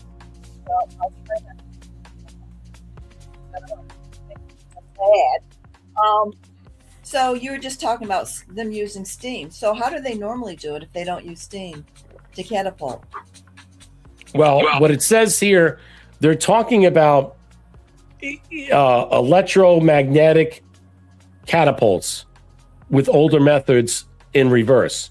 That's what we're using right now. Electric's more reliable. So they're using electromagnetic catapults to propel these types of operations to move forward. That's what we're currently using since 2009. And the older methods, they're saying cost more billions.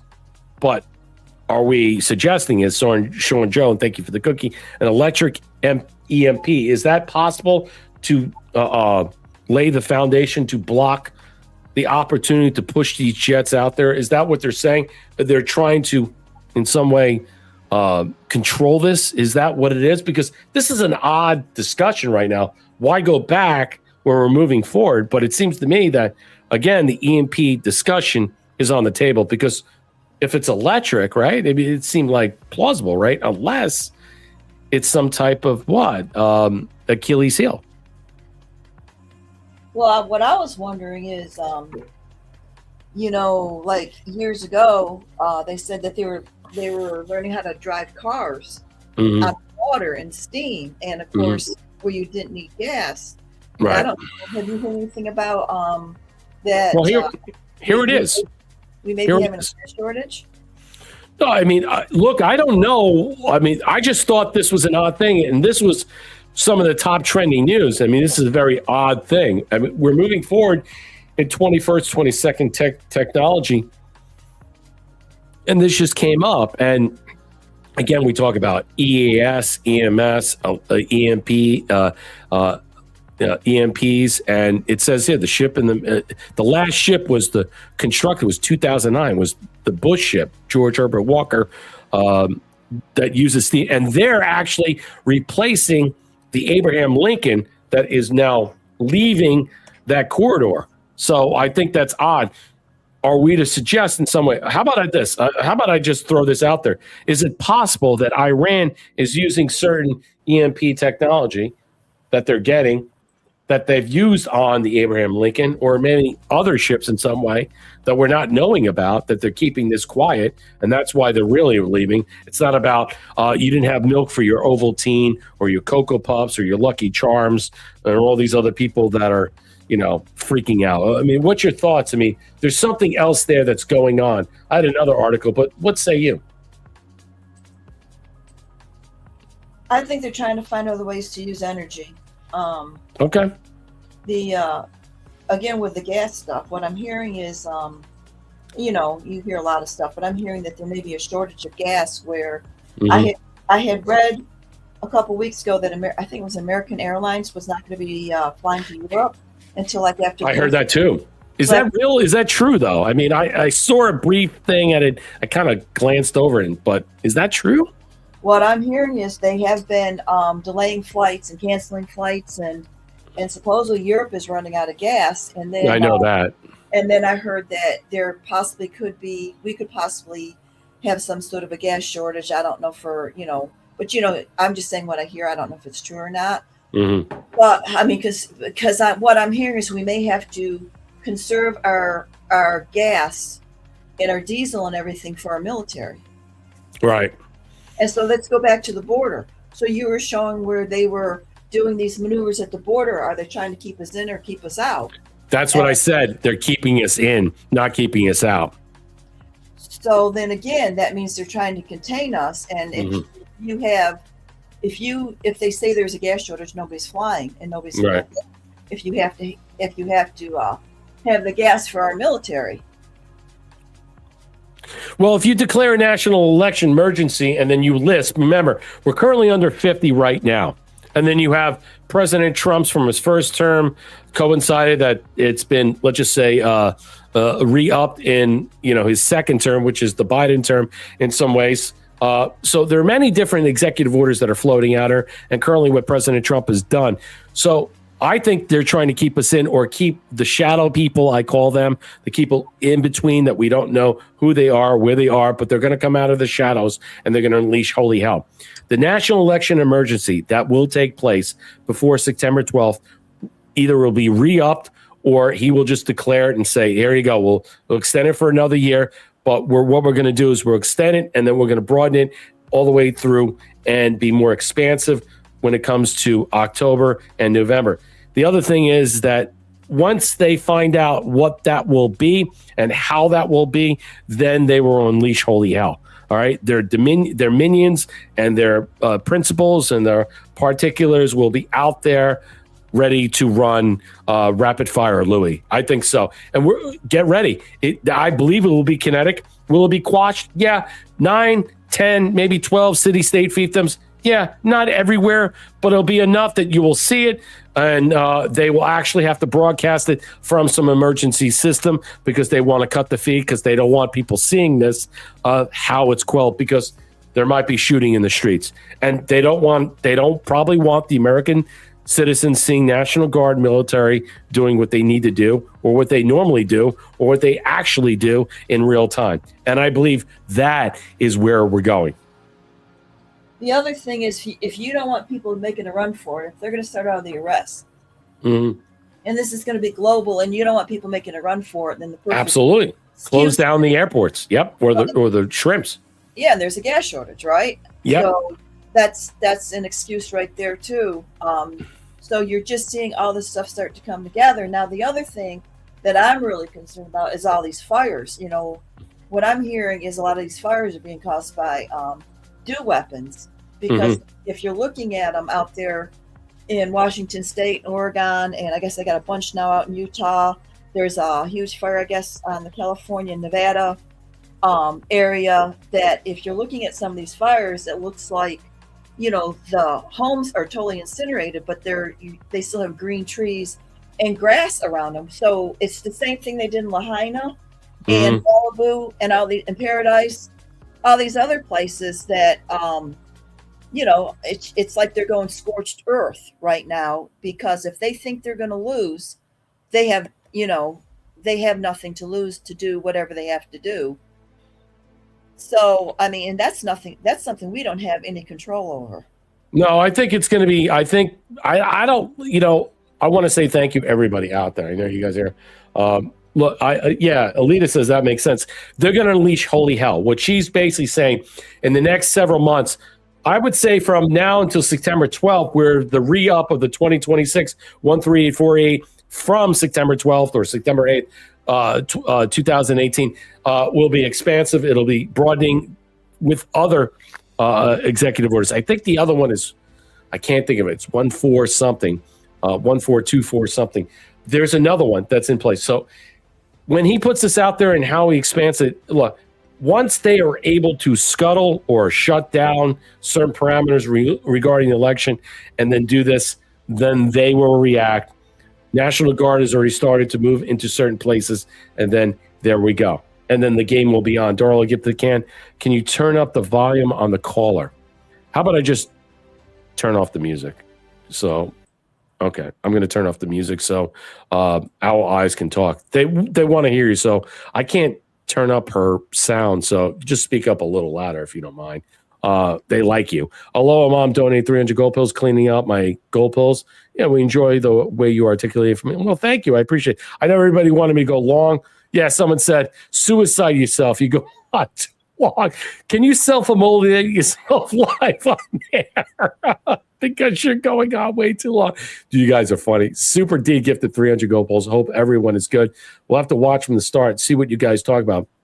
Thank you. Thank you, Wood USA, for the 1,719 gold pills. And Sean Joe, thank you for the cookie. All right, let's continue on. So just talk up a little bit. I can't raise her sound, but I'll lower the background music so you guys can hear, because they want to hear what you have to say. So please continue.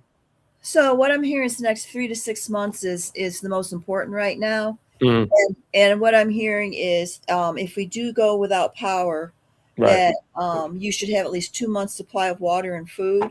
And they're saying 2,000 calories per person for 2 months. And they're saying what you really need is more like dry goods. So like I'm thinking spaghetti, rice, things. But that where are we specifically talking about? We're not talking nationwide.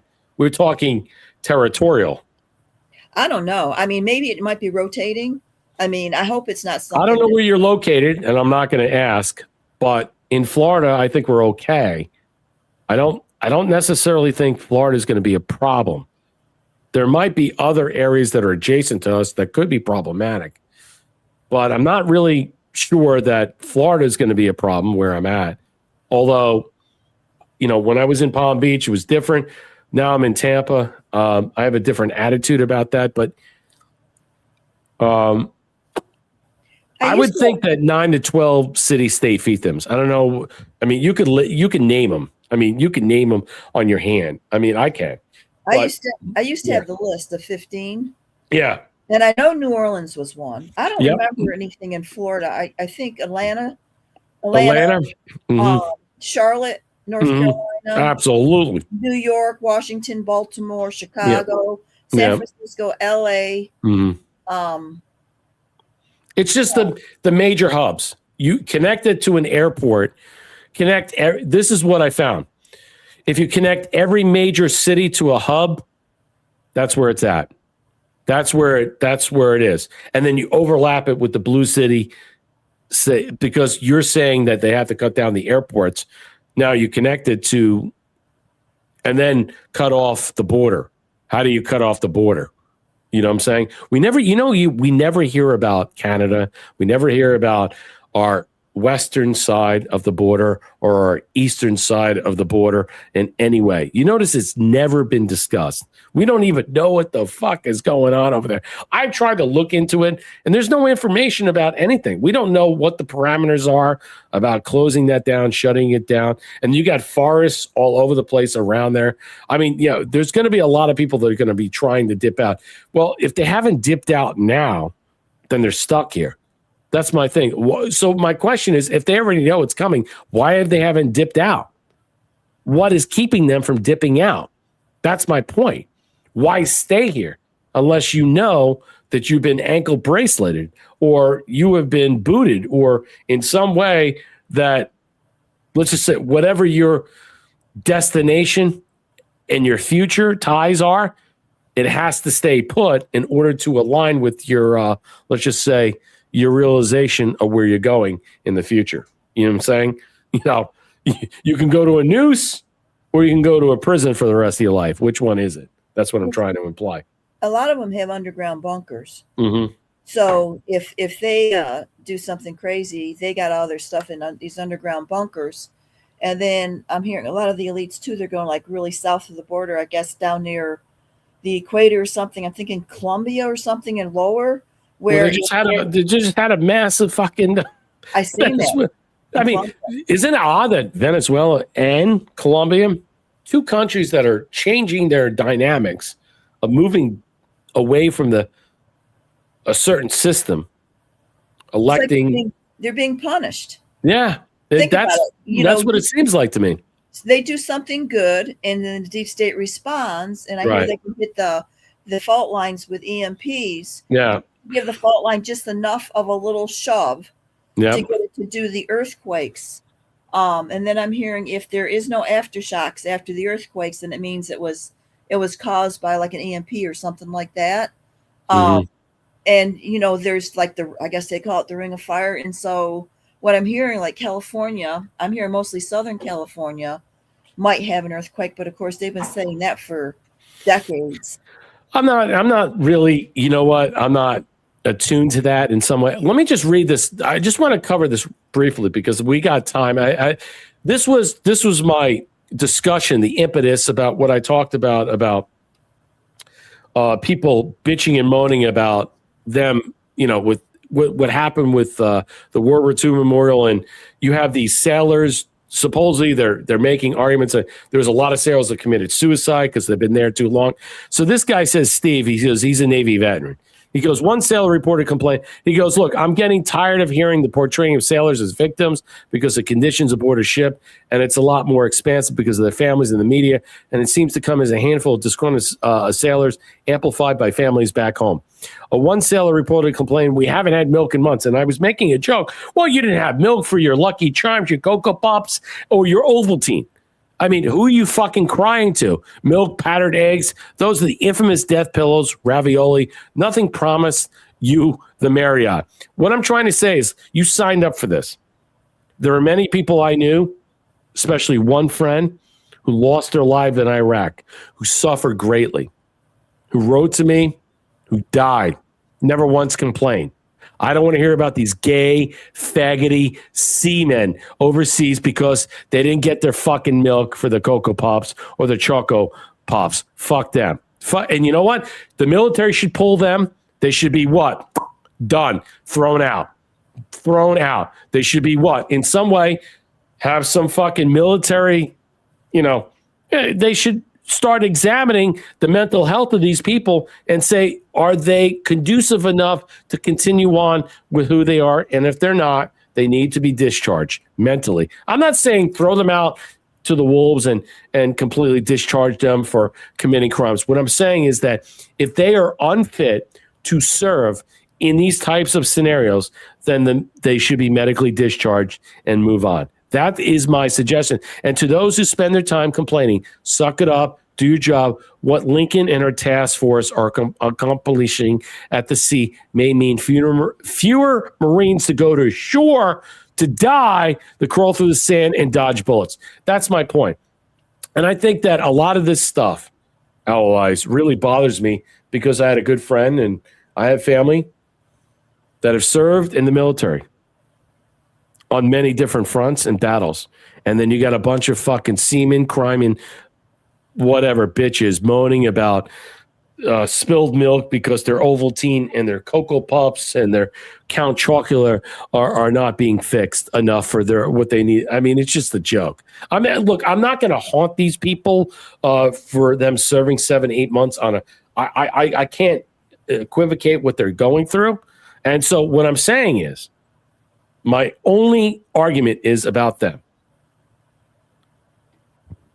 They need to have some type of mental testing going forward. When they return, there should be some testing about their acuity, about their response, about their mental health, serving aboard long term. Okay, because I know one friend and I know other people that have served long terms in the desert, and they were okay. So is it different serving on the land versus the sea? I mean, these types of things need to be expressed because I find it insulting that someone who is weak and just whatever, who's crying to the media and their families bitching and moaning about, there's no milk, there's no this, it's not this. Look, then you should not serve on a ship. I just think that you shouldn't be in the military then. Okay? When my friends and family died, you shouldn't, as far as I'm concerned, either medically discharged or worse. But don't fucking tell me this and that. And those family members that are doing the text messages and stuff and sending it to the media, fuck them too. So you know what? There should be some type of reciprocity about this because I'm disgusted about that. Don't fucking tell me that is okay. So here's the thing. So this is the way I look at it. So let's just think of put a big dot in the middle and the system, okay? And then there's the system in the middle, and then off the system there's all these, legs that come off of it, and all these legs are the symptoms, okay? Because of the system. Well, each one that comes off the system, it can be educational, it can be medical, it can be the law, it can be whatever. And all these things have been corrupted. Okay. So you got all this, everything is corrupted, right? So you have all these legs off the system, which is the root of the problem, and it's all been corrupted. Well, then you go ahead and you add in these COVID shots. And I'm telling you, these COVID shots have really affected people. And so let me interject. So you're implying in some way that the reason and the rationale that you're profiting right now, that the viability, the comfortability, the uneasiness of these people are not able to serve a long-term status. It's like 7-8 months. That's a long time. I mean, I get that. They're losing their sea legs. I get that.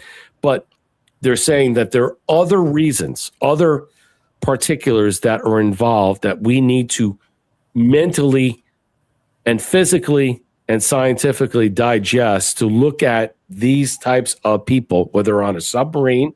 I don't hear people on a submarine complaining. I mean, you're underwater 6 months out of the year. You don't hear those people.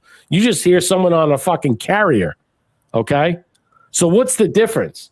And you're in more close quarters in a fucking submarine than you are on a carrier. A carrier is a floating city. Actually, it's multiple cities. I was told, take your 2 biggest cities in your state and combine it, and it's not big enough. I don't know what that means, but what I'm saying is that why is it that we're not hearing from submariners, but we're hearing from these people? Maybe because they're stealth-like, they can go to some port underneath, pop up, get their supplies, dip out. Is that because they're not there? I mean, what is the difference? I don't understand. Why is it that? I mean, you're making assertion that it's only a certain thing because of the jab. But what about the people that were jabbed that are underwater for 6 months that could be losing their mind? We're not seeing that from submariners. Okay, it's not just the jab. I think it's Okay. the environment itself. It doesn't matter if it's the military, because they've all been brainwashed, or because they break them down or whatever, or whether it's your colleges, or whether it's the legality and everything's so crooked, and that's why all those people are being let loose and they're all running crazy. The mental hospitals have been shut down. All I'm saying, there's a lot of reasons for everything that's happening. And it's just like that lady with the bubble water or whatever. I mean, he spray painted crazy stuff, talked about the swamp, and she used actually the bubble soap. You know, the soap that you put in so you could blow bubbles out. She put that. You know how hard that is to get out in the drain. You have to fucking drain that with distilled water and vinegar. You have to really, the bubble soap, once it gets in there, it's very hard to get out. They did it, and she used a certain bubble soap. That's what a lot of people don't know. She used a certain bubble soap that has a more of a, where it bubbles up more. There's a certain term, vernacular to it, and I forget what it is, and I can't imply it right now, but there is that. I was reading about what she specifically used something knowing full well it would be very costly and problematic for them to rid this out there. Go ahead. I'm sorry. Well, here's the thing. Maybe she thought she was cleaning the swamp. If you got a mental health, I read that. I mean, seriously, if you got a mental health problem, and she's spraying all this stuff, and then she bubbles it, I would be more concerned if she put acid. You're funny. That's funny. That's in funny. the water. I'd be more concerned. But I mean, this lady, she needed to be arrested, put on what's called a 72-hour hold at a mental health facility, and she needed to be. Well, what do you think should happen to her? She's going to get consecutively 10 years because she did multiple things. And Jeanine Pirro needs to step the fuck up. I don't care. Either fire her. She needs to handle this. She needs to fucking indict this broad and then prosecute her. It needs to happen. She can't let this guy go, let this gal go, or whatever it is. And they're going to go back after to the Olympian biker because they have new evidence to bring up to go after him. And so be it. But it's all on her. It's all on her. And you know what? I'm offended. I don't know about you. I had a whole thing about this earlier on. I'm deeply offended. I have people that died in World War II. I have people that lost their lives in Vietnam. I've had family members that served in World War I and the Civil War. You traced our roots back. We have many people. My wife has a lot of people in and out of families recently. All right. My father-in-law just died. He was a fucking major colonel in the Air Force. And he died. He didn't get a military funeral, but he's at a military base. And what if they defaced that? I would go down there, find the fucking pictures who did it because they're all on camera, and I would fucking cut that person open with their entrails are out. You don't do this. You don't do this. You know what the funniest thing is? People ask me all the time, what's your favorite movies to watch? I watch war movies all the time. Kelly's Heroes. I watch The Great Escape. I mean, all I do is like, I just spend my time when I have time to watch old movies. Battle of the Bulge. I watch movies all the time that are reflective of our history, and I fucking find it offensive. I grew up watching it as a kid, and it just stuck with me as an adult.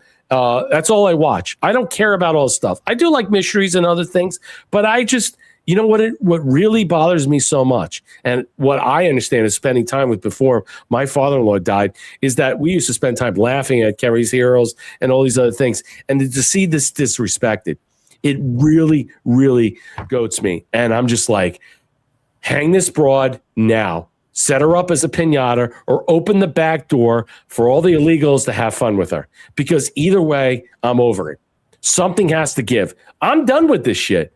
I'm so fucking tired of it. I care about the administration. Yeah, we're solving all the illegal crime. We're arrested 170,000 people. They're indicted. You got more than millions of people in this country still committing crimes. Okay, we're going to go after sanctuary cities. When? Fucking EMP them. Shut it down. Move in. I'm done with this stuff. I'm over it. Darla, give the can you ask her owl eyes about mosque, and does she think really military installations? How do we get powers that be to investigate him? So Darla L, big supporter of the platform, is asking you, allies, do you believe mosque in some way are holding military munitions? Yes. And they are acting as installations and operational centers, as I've heard this too. And that's what we're about to see. Yes. And that we're not investigating them, we're overseeing it at the moment because that's what's going to unfurl. Your thoughts? I think absolutely. I mean, they're known to do it, and why would they? Look, they're doing it in Great Britain. Yeah, if they're doing it there, why wouldn't they do it here? Right. You know, yes, I do think that, and honestly, I don't believe that Islam is. It's not really a religion. It is their way of life, and that way of life is not compatible with our Constitution. And well, the terrorists. I mean, I don't even look at them. Like I said, I don't respond to Islam. I don't respond to that or jihad. I call them a terrorist because you cannot be compatible to my religion. You cannot accept me. I'm an infidel no matter what. I'm a Christian. I'm white. I'm American. And from your standpoint, I can never be accepted in your culture. So that means I need to be murdered or transformed or what? Beg for mercy. So my attitude is fuck you and die. I hate Muslims. Anybody's a Muslim out there, I'm telling you right now, we're watching you. We're coming after you. We're going to take you out.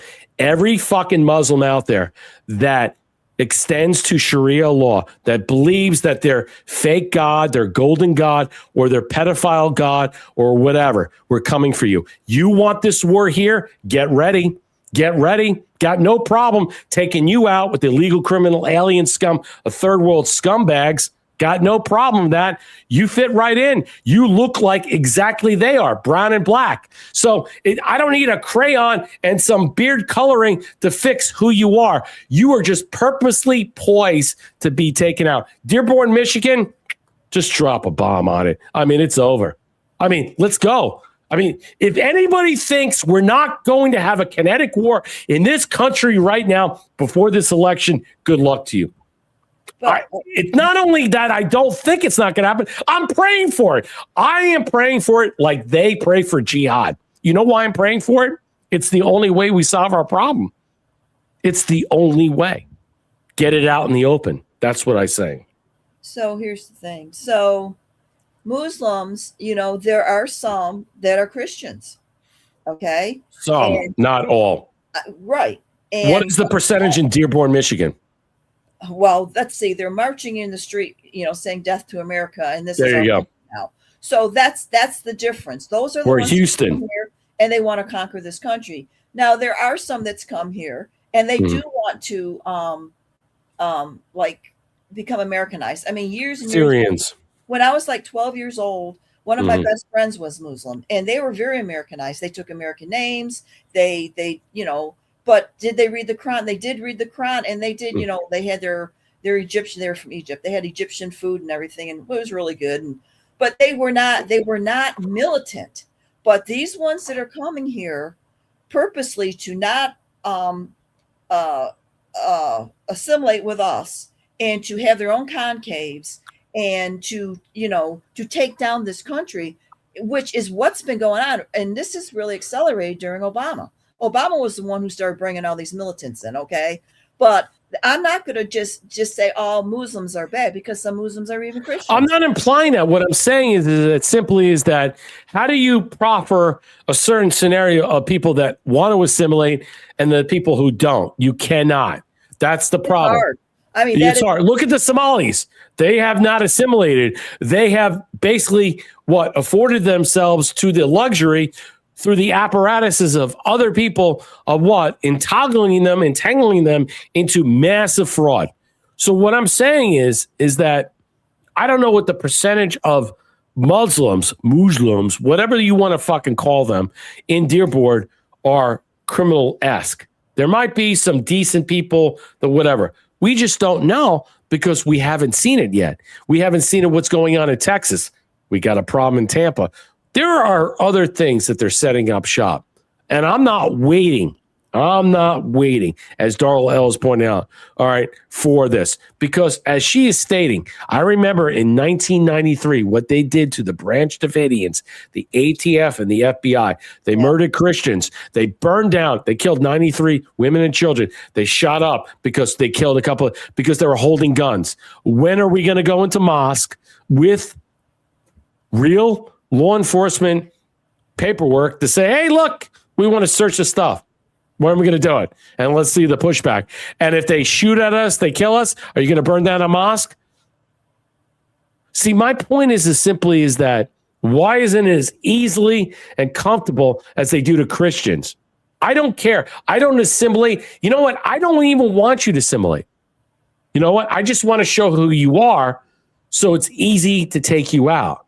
See, I'm not in this realm, allies, that I want you to assimilate. I want you to be comfortable. I want you to be so uncomfortable that citizen vigilante will have no choice to make sure that your viability here is, let's just say, brief. And I'm serious about it. I don't care. I don't care. I don't want Muslims here. We were brown and black, illegal criminal scum. We're dealing with all this other stuff that is happening in America. President Trump says, oh, the crime's coming down in certain cities and stuff like that. Yeah. Okay. Yeah. I don't believe that at all. Whatever. It sounds good. It feels good. But I don't buy that at all, because every day I am watching all the news. I'm seeing fucking mass murders in fucking Charlotte and all these other fucking blue city states. Well, it's not really there. It's happening everywhere. Okay? Maybe it's being controlled in certain areas and parameters, but it's not ending the way we need to end. And you know what? We haven't, let's just say, melded into that scenario. As President Trump said, we're about to enter into the blue city state fiefdoms, as he talked about. IR4 Truth for the cookie. Thank you. And the can. Love the content. I appreciate you supporting. And I like your commentary, what you said to me. I appreciate that. It's very hard for me to do the show. I get it. People want me to kill myself, self-immolate. It's pretty terrible. But what you said, it was really, really nice. And I appreciate that. Darla, gifted the cookie. Much better for the people in the back. Thank you. Yeah, I just, I want to play this. I'm not playing in music in the background, but I just wanted to show you this. All right, let me get out of this. Let me just hear this. I just want to stoke the fire about this. You need to stop placating this their is bullshit. About what's going on with and tell them Abraham Lincoln. Up, okay, what you're doing is you're destroying the warrior mindset that is supposed to be instilled in these sailors. Okay, everybody in the U.S. military is supposed to have this warrior mindset. Stop being a pussy. They're supposed to be strong and firm in their resolve. But what you're doing when you placate their problems is you're telling them that it's okay to not be strong. Right. It's okay to be weak. Yep. And that is not what our U.S. military needs. No. It's embarrassing because what I'm saying is my friend died, not weak. I got his letters. It bothers me. It haunts me. And he was good in spirits. Good spirits. He understood what he was fighting for, what he wanted to fight for, whether or not he believed that 9/11 was the realization of him doing it in Iraq. Let me just say to you, you pussies on the Abraham Lincoln, I can't wait for you to get measured. What do I mean by that? You're going to get detailed because when you deboard that ship, all the people are going to go through some type of physiological, psychological, and mental redress, and you have to. And any of those people that are tied to these type of conversations, which they have tracked, you should be what? Medically discharged. And I'll give you that because you don't have the fortitude, you don't have the perseverance, you are not strong, you are weak, and you need to go. I'm not saying destroy their lives, just medically discharge a lot of these people who cannot handle this stuff. When my friend who spent 2 years in the desert never complained, not at once. And I don't know if there's a difference spending 2 years in the desert versus fucking being on some fucking ship that you're not even engaged and proactively in a war that you're actually feeling it. When my friend found themselves in firefights all the time. So I say to all you on the U.S. Abraham Lincoln, you're fucking pussies. All right. Either man up or dip out because my friend died being in the shit and you're a fucking queers. Go ahead. Well, my daughter was a medic in the military. There you go. There we go. She was in the Army and she's only 5'1", and Right. she's little, and she had to carry these, full grown men. She had to be able to carry. Wait, she's 5'1" and she had to carry a man that's 200 pounds? Yes, and not only the man. Shit. Okay, not only that, she had Mhm. to carry those huge bags with the IV Yeah. fluids and all that kind of stuff. I don't remember what she calls them. Well, how do they do that? So she throws them over the shoulder, or are they on it, or they carry it separately under their arm? I think I wasn't there. I Right. can only tell you she trained in some military base near San Antonio, Texas. Mhm. I guess it was because she was medical, so that's where she did her training. And I think it was like a Army Air Force area where they all trained together. But yeah, Right. that's where she did her training there, and yeah, she had to carry these big ass men and be able to carry this, her rucksacks or whatever full of IV fluids and whatever she needed. And did it mess her up? Yeah, you bet it messed her up. She's Exactly. 5'1", okay, but yeah, but did she? Why did it mess up? What do you think it messed her up? What is it? Because you're carrying people that are dead on your shoulders or about to die, and then it messed her up because she's like, my job is to save these people's lives, and if I don't do it, it's going to fuck me in the head. Exactly.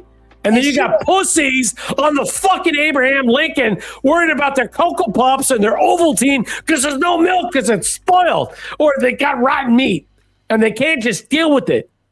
They just can't deal with it. My God. She was not going to repeat AIT, okay? She was Yeah, of course not. I wouldn't either. If she was not, I don't care if she had a fractured ankle or whatever, she was going to complete AIT because she wasn't going to rotate through it again. Right. Okay. Now this is a girl 5'1". So these grown ass men, yeah, I have a problem with it. Okay. Exactly.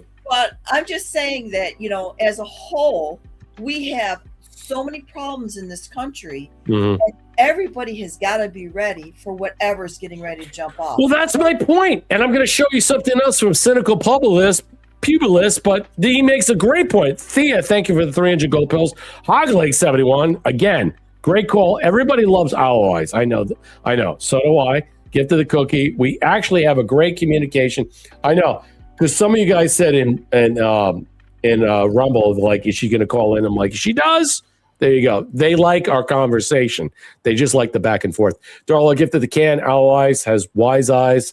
And thanks for calling in. Yep, she's great. Super D gifted the cookie. Darla, gifted the can. Can you ask her about the moss? You already did. So, all right, let's move on. So, Cynical Publicist, and I will throw it back at this. Publicist, I don't know what it is. I spent 2 months in Iraq eating MREs, like my friend. Hot bottles of Kuwaiti round Danton water and nothing else. nightly mortar and rocket attacks like my friend. He got so savaged by sandflies, his forearm swelled up like Popeye. I had a fever from sandfly bites. Yeah, I probably had malaria. I probably should have been hospitalized. It was 100 degrees Fahrenheit. I was sleeping on a concrete pad, getting about 3 hours of sleep, but my mission was everything. And I was blessed because no one blew my arms and legs off. Think about that. Think about that, seamen on the fucking Abraham Lincoln, you fucking pussies. It's called serving American military. I do it all over the same as I would. I'm pretty sure most veterans would. Honestly, I had it easy as I was a general staff officer, as an ally of daily base, but things below TDS amplified nonetheless. Basically, he goes on and calls these people out, shows these things, and says, look, the people on the Abraham, USS Abraham, are pussies. They're pussies. They are. They're faggot pussies. They're embarrassment. They should be medically discharged. We're not throwing them out. They're not mentally there. They don't deserve to show themselves. When this guy is said he served 2 years, I have a friend that served there, died. What I'm saying is, once you leave the Abraham, everybody in that ship should be evaluated, up to the captain or to the admiral, all the way through, because you got a real admiral there, and you got a everybody should be evaluated, and you should not be able to go back onto that ship in months. And you know what? If you're deemed not conducive, you're out. And go and eat your Cocoa Puffs and all this stuff. But you signed up on this. You signed up on this, you fucking pussies. And be careful, because your names are going to come out. All these other things, you're going to be toggled in with it. And I'm not going to sit here and berate you because you served in the military. But what I will call you out for is this. If you can't hack it, just say I can't and ask for a medical discharge. And I'll be okay with that. Your thoughts there, allies. So, okay, I'm going to end it with this. So, just be aware of this. So, when Obama got in office, he wanted to make sure, okay, so like, World War II, you went through Normandy, like my uncle was at Normandy Beach. Okay, so when you really? Wow. Oh, yeah. I had an uncle on it. And he survived, but he survived. Holy shit. Yeah, but all of us, everybody died like that when they were storming the beach. But anyways, he was messed up. But here's the thing. So if you look at like the time back then and you look at now, our military did not come home with PTSD diagnoses and all this kind of stuff, right? Now, when Obama got in office, it was almost like he was trying to make sure all of our military got labeled with something. I don't care what PTSD, anxiety disorder, something, and they all wanted to put them on some type of drugs. Okay, the same thing with the kids. They wanted these kids to be diagnosed from an early age with hyperactivity disorder or whatever. Now, this is the point I'm trying to make. Now let's move forward with the point that they want to take away our guns. Okay, now this would explain. Now just think about how methodical this was. This could very well explain why they were so bent on not only labeling kids at a very young age, but even our military, who are the ones that know how to use the guns the best, right? That if they were planning on taking over this country, the best way to take guns away from the people who know how to use, who are well trained in using the guns, is to give them a psychiatric diagnosis and say, these people cannot have weapons because they have a psychiatric diagnosis. And then on top of that, what did he do? He legalized marijuana. Okay. Yeah. That again. Which I think personally, like I said, and I've been attacked in this platform many a times. I've said personally, you have a choice: either smoke weed or own your gun, because that's the difference that's going to take. Because even though the Supreme Court has ruled, states will have certain partitions and stuff, because they'll render you as plausible problematic, because they already know you smoke weed, and if you end up shooting somebody, they will suggest that you had some type of schizophrenic or some type of problematic reaction. That's what I'm saying. Don't allow certain things, parameters, to be in your world to protect you. I always stay 6. I don't smoke weed. I'm not telling people don't smoke weed. Hey, if that's what you want to do, go be it. If that's what it's opening, the whole hemp thing, Joe Rogan saying President Trump should allow the hemp thing, I'm not sure about that. I'm not sure about anything, but it's going to be on the ballot. I can't control it. But I've been attacked many times. People told me to go fuck off and die. I get the self-immolation stuff. I really can't. If you want to smoke weed, go have fun. If it works for you, that's fine. Take gummies. It works for you. I'm not here to tell you what to do, okay? But don't come bitching when you want to intertwine that with the Second Amendment where I get involved. Because my Second Amendment, okay, basically trumps your fucking weed smoking, okay? And if you want to get that intertwined or toggled in, then I'm just going to push you aside and say, you know what? If they rule that, hey, you can't smoke weed and own a gun, I think they ruled on that in some way. Or state, I don't want to be involved in that. I'm like, hey, I don't smoke weed. Don't take my guns away. And there are other reparations that are in place that we're moving forward. Don't let certain provisions continue to obfuscate and obstruct. That's what we've seen in the past. And now that we're moving forward with the Second Amendment legislation that we're allowing it. Go smoke your weed on your own. Don't bring this into a conversation where people who own guns, who like to use guns, who are not, let's just say, alcoholics or drug addicts or people that are totally sober, that are very good about using their weapons in a lot of ways. Hey, look, you know what? It's not a fucking video game. I just think in some way, the overlapping and the causality about weed sometimes, gets into these types of firestorms, which I don't want to get into. Fine. If you want to smoke weed, it helps you. I'm okay with that. But I don't want that to impact my Second Amendment. That's my point. Because I don't smoke weed and I don't do drugs. Okay? That's my concern. That's my thing. And I got one last thing I want to show you because the things you said about what we're talking about. Are you still there, Allies? Yeah, I just want to end with this. So yeah, go ahead. So I mean, I don't care who smokes weed either. I'm just saying that during exactly. Obama, Who gives a fuck? It's not my problem. Obama, he was purposely setting up by legalizing pot and putting people that's all the psych diagnosis and putting all of our soldiers on meds when they're getting out and all this stuff. He was working toward taking away our guns. That's my point. They were utilizing that to undercut the Second Amendment. That's what I'm trying to say. And now we're repealing that and pulling that back and bifurcating that and separating that. Okay, I'm going to go ahead and cut out now. Oh, you can continue if you want. I mean, it's fine. That's okay. I just want you to you to be able to finish your show. And I know people get a little irritated sometimes. So no, you're great. I want to thank you for calling in. Everybody likes you. I'm on the same page with you, and we will watch what's happening. I think today is the 14th. We got less than a month. What's going to happen by September 12th, and watch everything that's going on. Thank you, Allies, for calling in. I appreciate it, and I'll finish up the show. Very kind for you to call in. All right, Brett, you take care. You too. So that's Allies. I want to thank Allies for calling in. I'll finish up the show because I got a couple more things. So a story resurfaced about an animal slaughterhouse in Detroit, Michigan, that also included severe neglect, abuse, and inhumane living conditions. Again, I'm Muslim. I'm setting up bacon and pork shops. Fuck these people. I hate these people. Her lawsuit details 74% kill rate. Muslims hate dogs.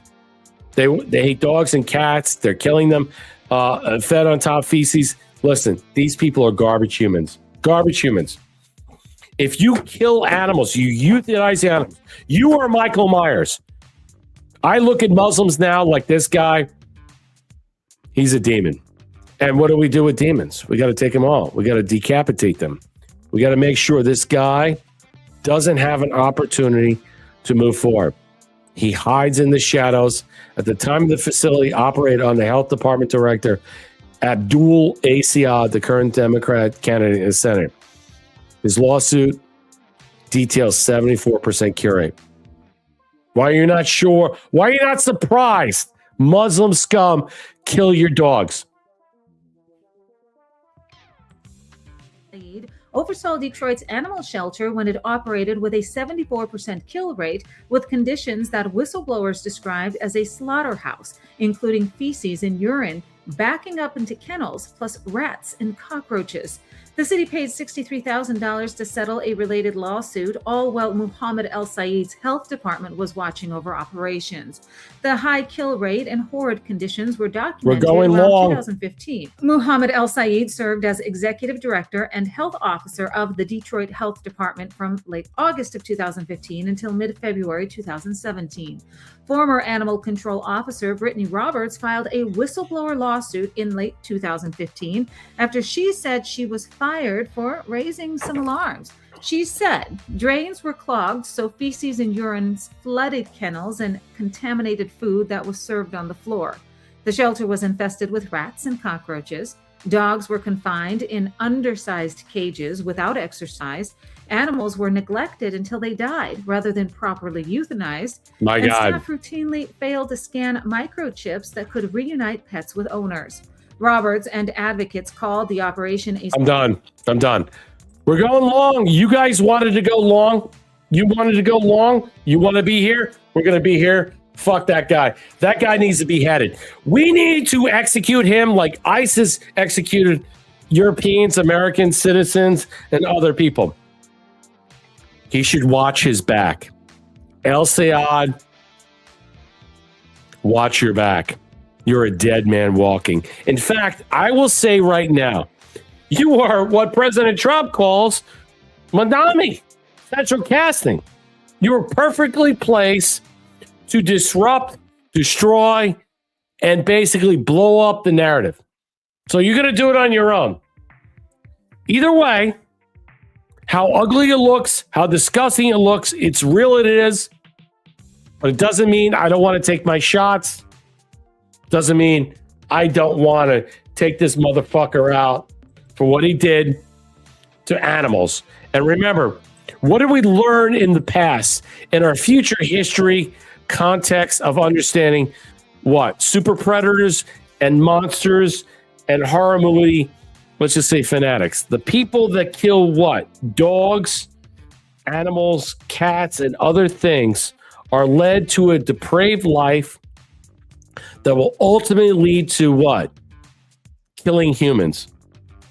They just rise to the next occasion and they automatically do it through their social apathy.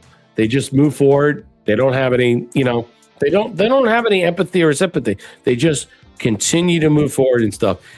Abdul, anybody supporting this guy is a terrorist. If you're supporting Abdul El Sayed in Michigan, I'm going to call you out. I'm going to get the voter roll. If you are supporting a terrorist, then we need to go to the voter roll and excoriate all these people and take them down. Doesn't seem like to like people. Here's his fucking what, sister? Yesterday at the airport, 2 white women sat at the gate and they boarded the plane without masks. No one intervened. And I kept thinking about how Muslims have been thrown off planes for speaking for Arabic looking scary. The most offensive thing about fascist demo is all about white people. So this broad, Emen Abdallah, she's basically attacking white people, calling white people out all the time. We're garbage humans. We're scum. Everything is garbage. Fuck us. Let me tell you, Abdul, if I was voting in your district, you should be scared of me. You should be getting protection. I promise you. You should be hiding from me. I'm serious. You should be, because you're a threat. You're a national security threat. And since our national security apparatus is not going to deal with it, there may be people that want to deal with it. Maybe that they realize that there's a situation worse that we can't handle. So CNN is stunned that Michigan voters hate Abdul Muhammad El Sayed. Yeah, why would you support a Muslim scumbag, a terrorist? He's the first Michigan Democrat down this century. Listen to Eaton.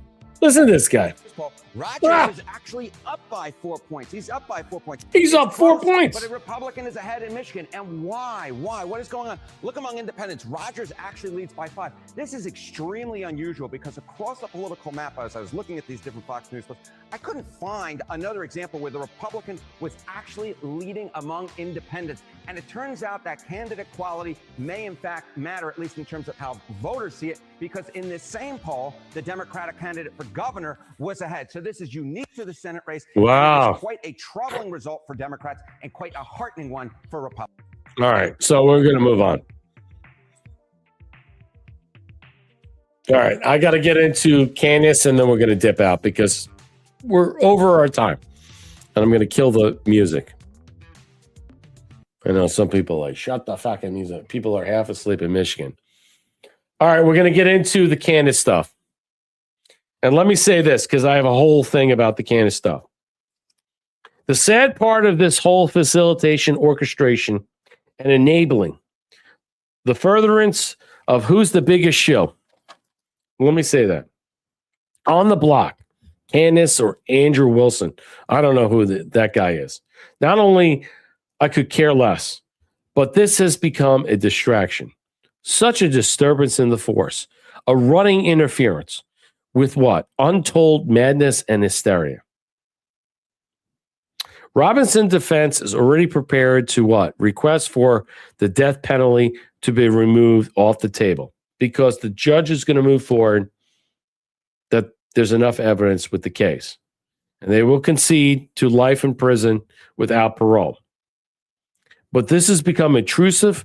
It's become more about them and less about Charlie's justice. And let me say this.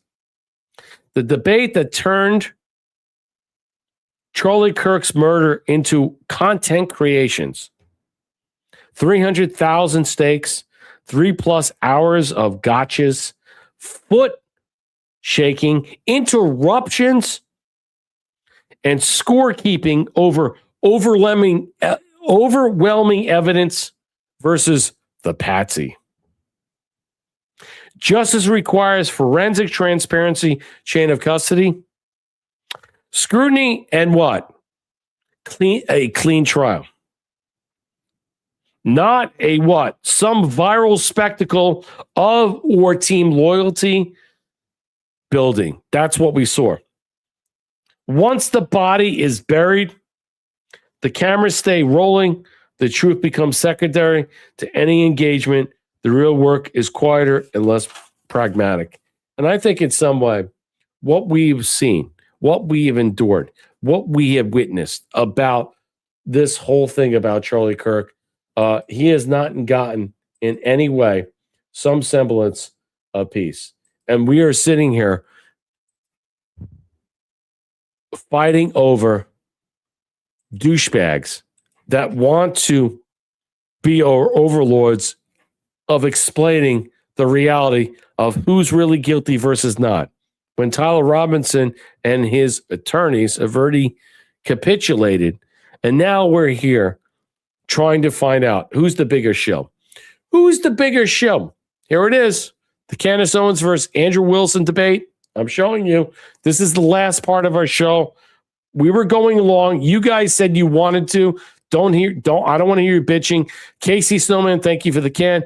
Casey Snowman, give the can. Yes, go long. You wanted this. Let's go. Here we go. Today, which is the first time this information's ever been publicly revealed. This is it. On September 9th, Charlie's security team wrote to him, yes, law enforcement has been fully supportive and agreed to a security plan and posture. Tomorrow's event will be covered by both my team and the campus PD. If additional support is required, patrol units will be available. I have 11 on site. Charlie responded with this. Okay, great. Remind them that they are there for one person's security only, because I'm somewhat worried the left is trying to kill me. That was a message sent September 9th. Whatever could he have meant by that? Well, I think he meant exactly what he said, that he was worried the left was going to try to kill him. I'm going to share the message with you. today, which is the first time this information's ever been publicly revealed. Have you guys seen On this? September 9th, Charlie's security team wrote to him, yes, law enforcement has been fully supportive and agreed to a security plan and posture. Tomorrow's event will be covered by both my team and the campus PD. If additional support is required, patrol units will be available. I have 11 on site. Charlie responded with this. Okay, great. Remind them that they are there for one person's security only, because I'm somewhat worried the left is trying to kill me. That was a message sent. Negative, Brett. Hello, Mom. Explain. September 9th. Whatever could he have meant by that? Well, I think he meant exactly what he said, that he was worried the left was going to try to kill him. I'm going to share the message with you today, which is the first time this information's ever been publicly revealed. On September 9th, Charlie's security team wrote to him, yes, law enforcement has been fully supportive and agreed to a security plan and posture. Tomorrow's event will be covered by both my team and the campus PD. If additional support is required, patrol units will be available. I have 11 on site. Charlie responded with this. Okay, great. Remind them that they are there for one person's security only, because I'm somewhat worried the left is trying to kill me. Wow. That was a message sent September 9th. Whatever could he have meant by that? Well, I think he meant exactly what he said, that he was worried the left was going to try to kill him. I'm going to share the message with you today, which is the first time this information's ever been publicly revealed. On September 9th, Charlie's security team wrote to him, yes, law enforcement has been fully supportive and agreed to a security plan and posture. Tomorrow's event will be covered by both my team and the campus PD. If additional support is required, patrol units will be available. I have 11 on site. Charlie responded with this. Okay, great. Remind them that they are there for one person's security only, because I'm somewhat worried the left is trying to kill me. That was a message sent September 9th. Whatever could he have meant by that? Well, I think he meant exactly what he said, that he was worried the left was going to try to kill him. I'm going to share the message. What do you think about that? Let me know in the chat. Again, I'm not going to raise my antennas or my feelings about all this stuff. I'm providing you with a discussion. They did a lousy job protecting him. Absolutely. Look, every comment that you make is on the table. I'm not here to defend it. I'm not here to exploit it. I'm not here to attack it, but I want to share everything out there. It's up to you to make your own decision, because as far as I'm concerned, Charlie Kirk's death, okay, has not been laid bare with justice, and this whole thing is heartbreaking. I'm just sick of Candace. I don't even know this fucking guy. I read you my testimony early on. So Kanoa the Great, Candace Owens demands a fact check. They actually fact checks, blah, blah, blah. He hates her. How are you able to infer blurry images? This is Tyler Robinson. We'll just play a little bit. I mean, again, I'm just playing this for you. Is Tyler Robinson. Just listen. Yeah, so in that particular Just case, listen. It's important you what listen. do is you take that evidence, you combine it with other evidence. So it's not just that Tyler Robinson is seen in the staircase. Why are you calling him Tyler Robinson in the staircase? That's what I want to get to. Yeah, because I mean, we'll just use this. If you don't agree that that's Tyler Robinson, then you would just have to humor me. I think it is, so I'm using the name. But why do you think it is? Because you make everybody, you call them literally conspiracy what I'm trying theorists. to explain to you. Okay. So if you're asking for my inference, why I think it's Tyler Robinson is because Tyler Robinson said in his text messages, you'll be able to see me on security footage at the campus. Said it in his own messages. On top of that, Twigs, yes, you can pull them up if you want to fact check that. He did say. On Yeah, top I would. of I'm that, sorry. I actually think I really did miss that. I'm not saying you're wrong. I don't remember him saying you're going to see me in. I'm in paraphrasing, Can but we it was pull that close up? to Yeah, it. I don't. I think And that's by the not way, right. Twigs himself said that he You're had gonna see me some on the staircase? he had some maybe a tiny bit of doubt, but it sure looked like Tyler Robinson inside of this various surveillance footage that he saw. So Lance, sorry. Hang Go on, ahead. You're hang right. on. So there's multiple reasons why it is that I believe that that's Tyler Robinson, not just because of blurry footage. Did you have a dream? Just kidding. No, it's because I combined multitudes of evidences. Okay, so let's address those multitude of evidences. The first one we're working on a fact check on because I do not ever remember him tweeting. That's me in the stair. I mean, or He didn't tweet texting. it. Texting that's me in the staircase. I think that I didn't say that. I said I literally didn't. What I said is that he texted over, "You'll be able to see me in footage at UVU," and I'm paraphrasing, but that's what he said. Yeah, could we get? Why is Patrick first go to what Candace is asking about Skylar? I think you have it. You just texted me if you want to pull it up. You said you have the text. It's an embarrassment. Put that up. I'm embarrassed about it. It was me. Look at the pictures from the surveillance footage. It was me. Okay. I literally said to you, it's not an oof. I said I didn't remember this, and I'm happy to have a fact check on that. Okay. I didn't call for the fact check saying you're wrong. I literally said I don't remember that from the I'm text just saying to you, like, I'm trying to be concise for you. And then also bring the 801 that is a joke. What I'm trying to say is that the whole thing is a joke. It's embarrassing in so many different ways. I'm trying to get you guys, I'm showing you guys. Some people said, Brett, can you play it? You know, you guys, some of you guys didn't see it. And I'm just playing. I picked out, curated certain things that I wanted you to see. All right. That caught me off guard. All right. And again, I am not here in some way to defend any position. In fact, I could tell you right now, I'm embarrassed. I don't like either one of these people.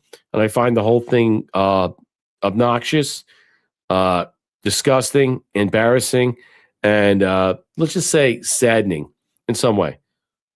You know, it's just sad.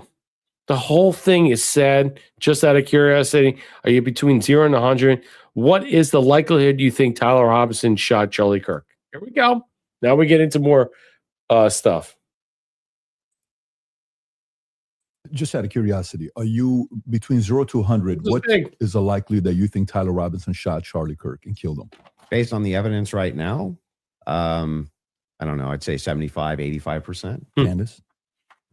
0%. 0%. I'm at 0. So with what we've seen in terms of the evidence, I'm at 0%. So not only, you know, that maybe somebody was behind him as a patsy influencing him. You're not even saying that he didn't even shoot Charlie Kirk. Right. I would, if you said, was he involved that day, as I have consistently said on my platform, I would say, yes, he was. I don't know what role he played, but as the shooter, 0%. Just out of curiosity, are you between 0 to 100? What is the likelihood that you think Tyler Robinson shot Charlie Kirk and killed him? Based on the evidence right now, I don't know. I'd say 75, 85%. Wow. Candace? 0%. 0%. I'm at 0.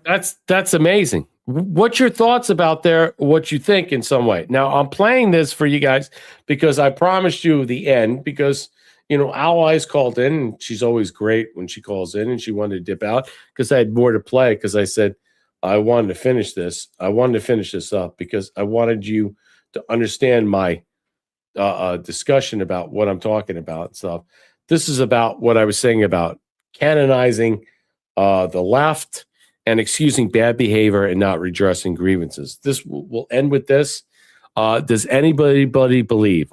Because we understand that the best ever Secretary of Press, Caroline Leavitt, is leaving. She was fantastic.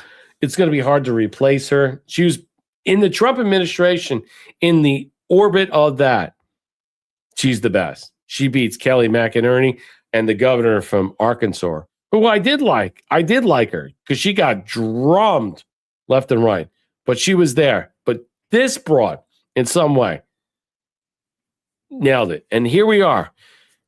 I want everybody to understand Jen Psaki was a crisis actress before she became anything in the wilderness of running in the media and being what? If you go and do your due diligence, you'll look that she was a crisis actress for a very young age at very moments at different times as a Democrat strategist that she was put in to infiltrate. Now look at her life now. And this broad, okay, comes out and says this. And listen to that. Supposed to be adversarial by design. I mean, the press and the room are supposed to push for more access, for more information. And there are times when it's absolutely appropriate for the press secretary to push back. But Caroline Leavitt didn't want to engage in good faith with those reporters and their tough questions. And so instead, She did everything she could to reshape that briefing room into her own personal safe space where she rarely had to answer a tough question, hardly ever. I mean, she only briefed once or twice a week max. Most press secretaries brief 5 days a week, including when they're traveling. Sometimes she simply yelled at the real reporters in the room. And over the course of time, she filled the room with MAGA sycophants. MAGA the relationship sycophants. between the press and the White House is... I just wanted to show you that's the final, like, I dropped the pills. Should be coming out right now, and I'll leave you with this. Because you know what? That's disgusting. Because we all know that the mainstream media is garbage. The people that run it are garbage in some ways.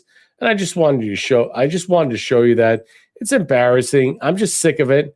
Here's another reason why I'm embarrassed in some ways, because we still haven't gotten our let's just say, President Trump says, we're managing all this stuff. Here we go. Christian Phillips was a DoorDash driver trying to make a living. Here you go. Brown and black problems. She honked at Staley Shockey because he honked at him. He allegedly beat her to death with a baseball bat. That was it. She was trying to go about her life, make a living, and he killed her for it. And we can't live like this anymore. We shouldn't have to live like this. I say this all the time. Brown and black people cannot coalesce with white people.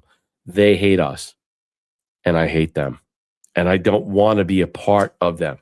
And if they get in my way, I will make sure that I whitewash them out. Make death penalty used again. He killed her because he honked at her. A DoorDash girl making extra money.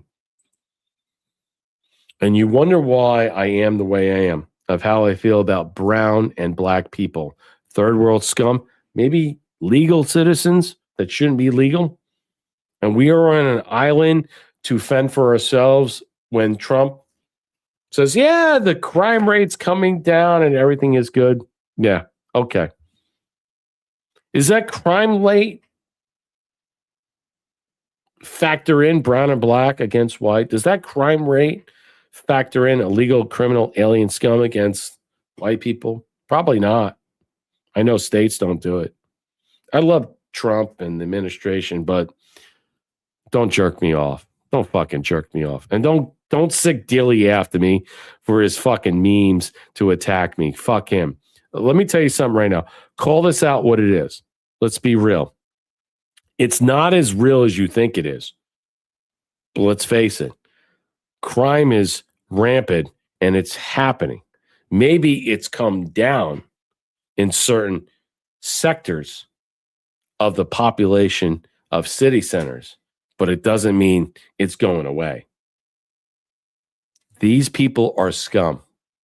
And again, I will tell everybody that there's no coalescing. There's no unification. There's no joining a team. Don't like these people. Will never last. You're never going to convince me that I got to be on team brown and black. Not going to happen. Go watch your football. Enjoy your popcorn and your $30 beers and $40 fucking hot dogs. If you want a country, you got to fucking sell. You got to protect it and make sure that you're doing things on your own behalf, because if you don't, it's going to go awry and we're fucked. We're fucked. I just don't know where we're going to go. I hope it goes kinetic in September. I really do. I am hoping it gets ugly. I want to see it. I will. I know that's sick and twisted, but let's face it. It's about time for you to see it, for I to see it, and for everybody to see it. Well, that's our show. We went long. Thank you, Owl Eyes, for calling in. I know she didn't like some of the commentary that we were espousing, but she did a great job of explaining her point of view. But let's face it, things are what they are. And we have to deal with things as they come, let's just say, realistically before us. That's our show tonight. Thank you, Rumble, Pill.net. Thank you, everybody out there, for supporting the platform. Darl 1.9 with the gold pills. Thea 1.3, Wood USA with 938. You got Casey Snowman with 800. Harglade with 600. Super D, IRA, and Sean Joe. Thank you all for supporting the platform and being here. I went extra long as you requested, and I'm glad you guys enjoyed the show. I will see you on Sunday. God bless. Have a great weekend. Be well, be safe. Take care.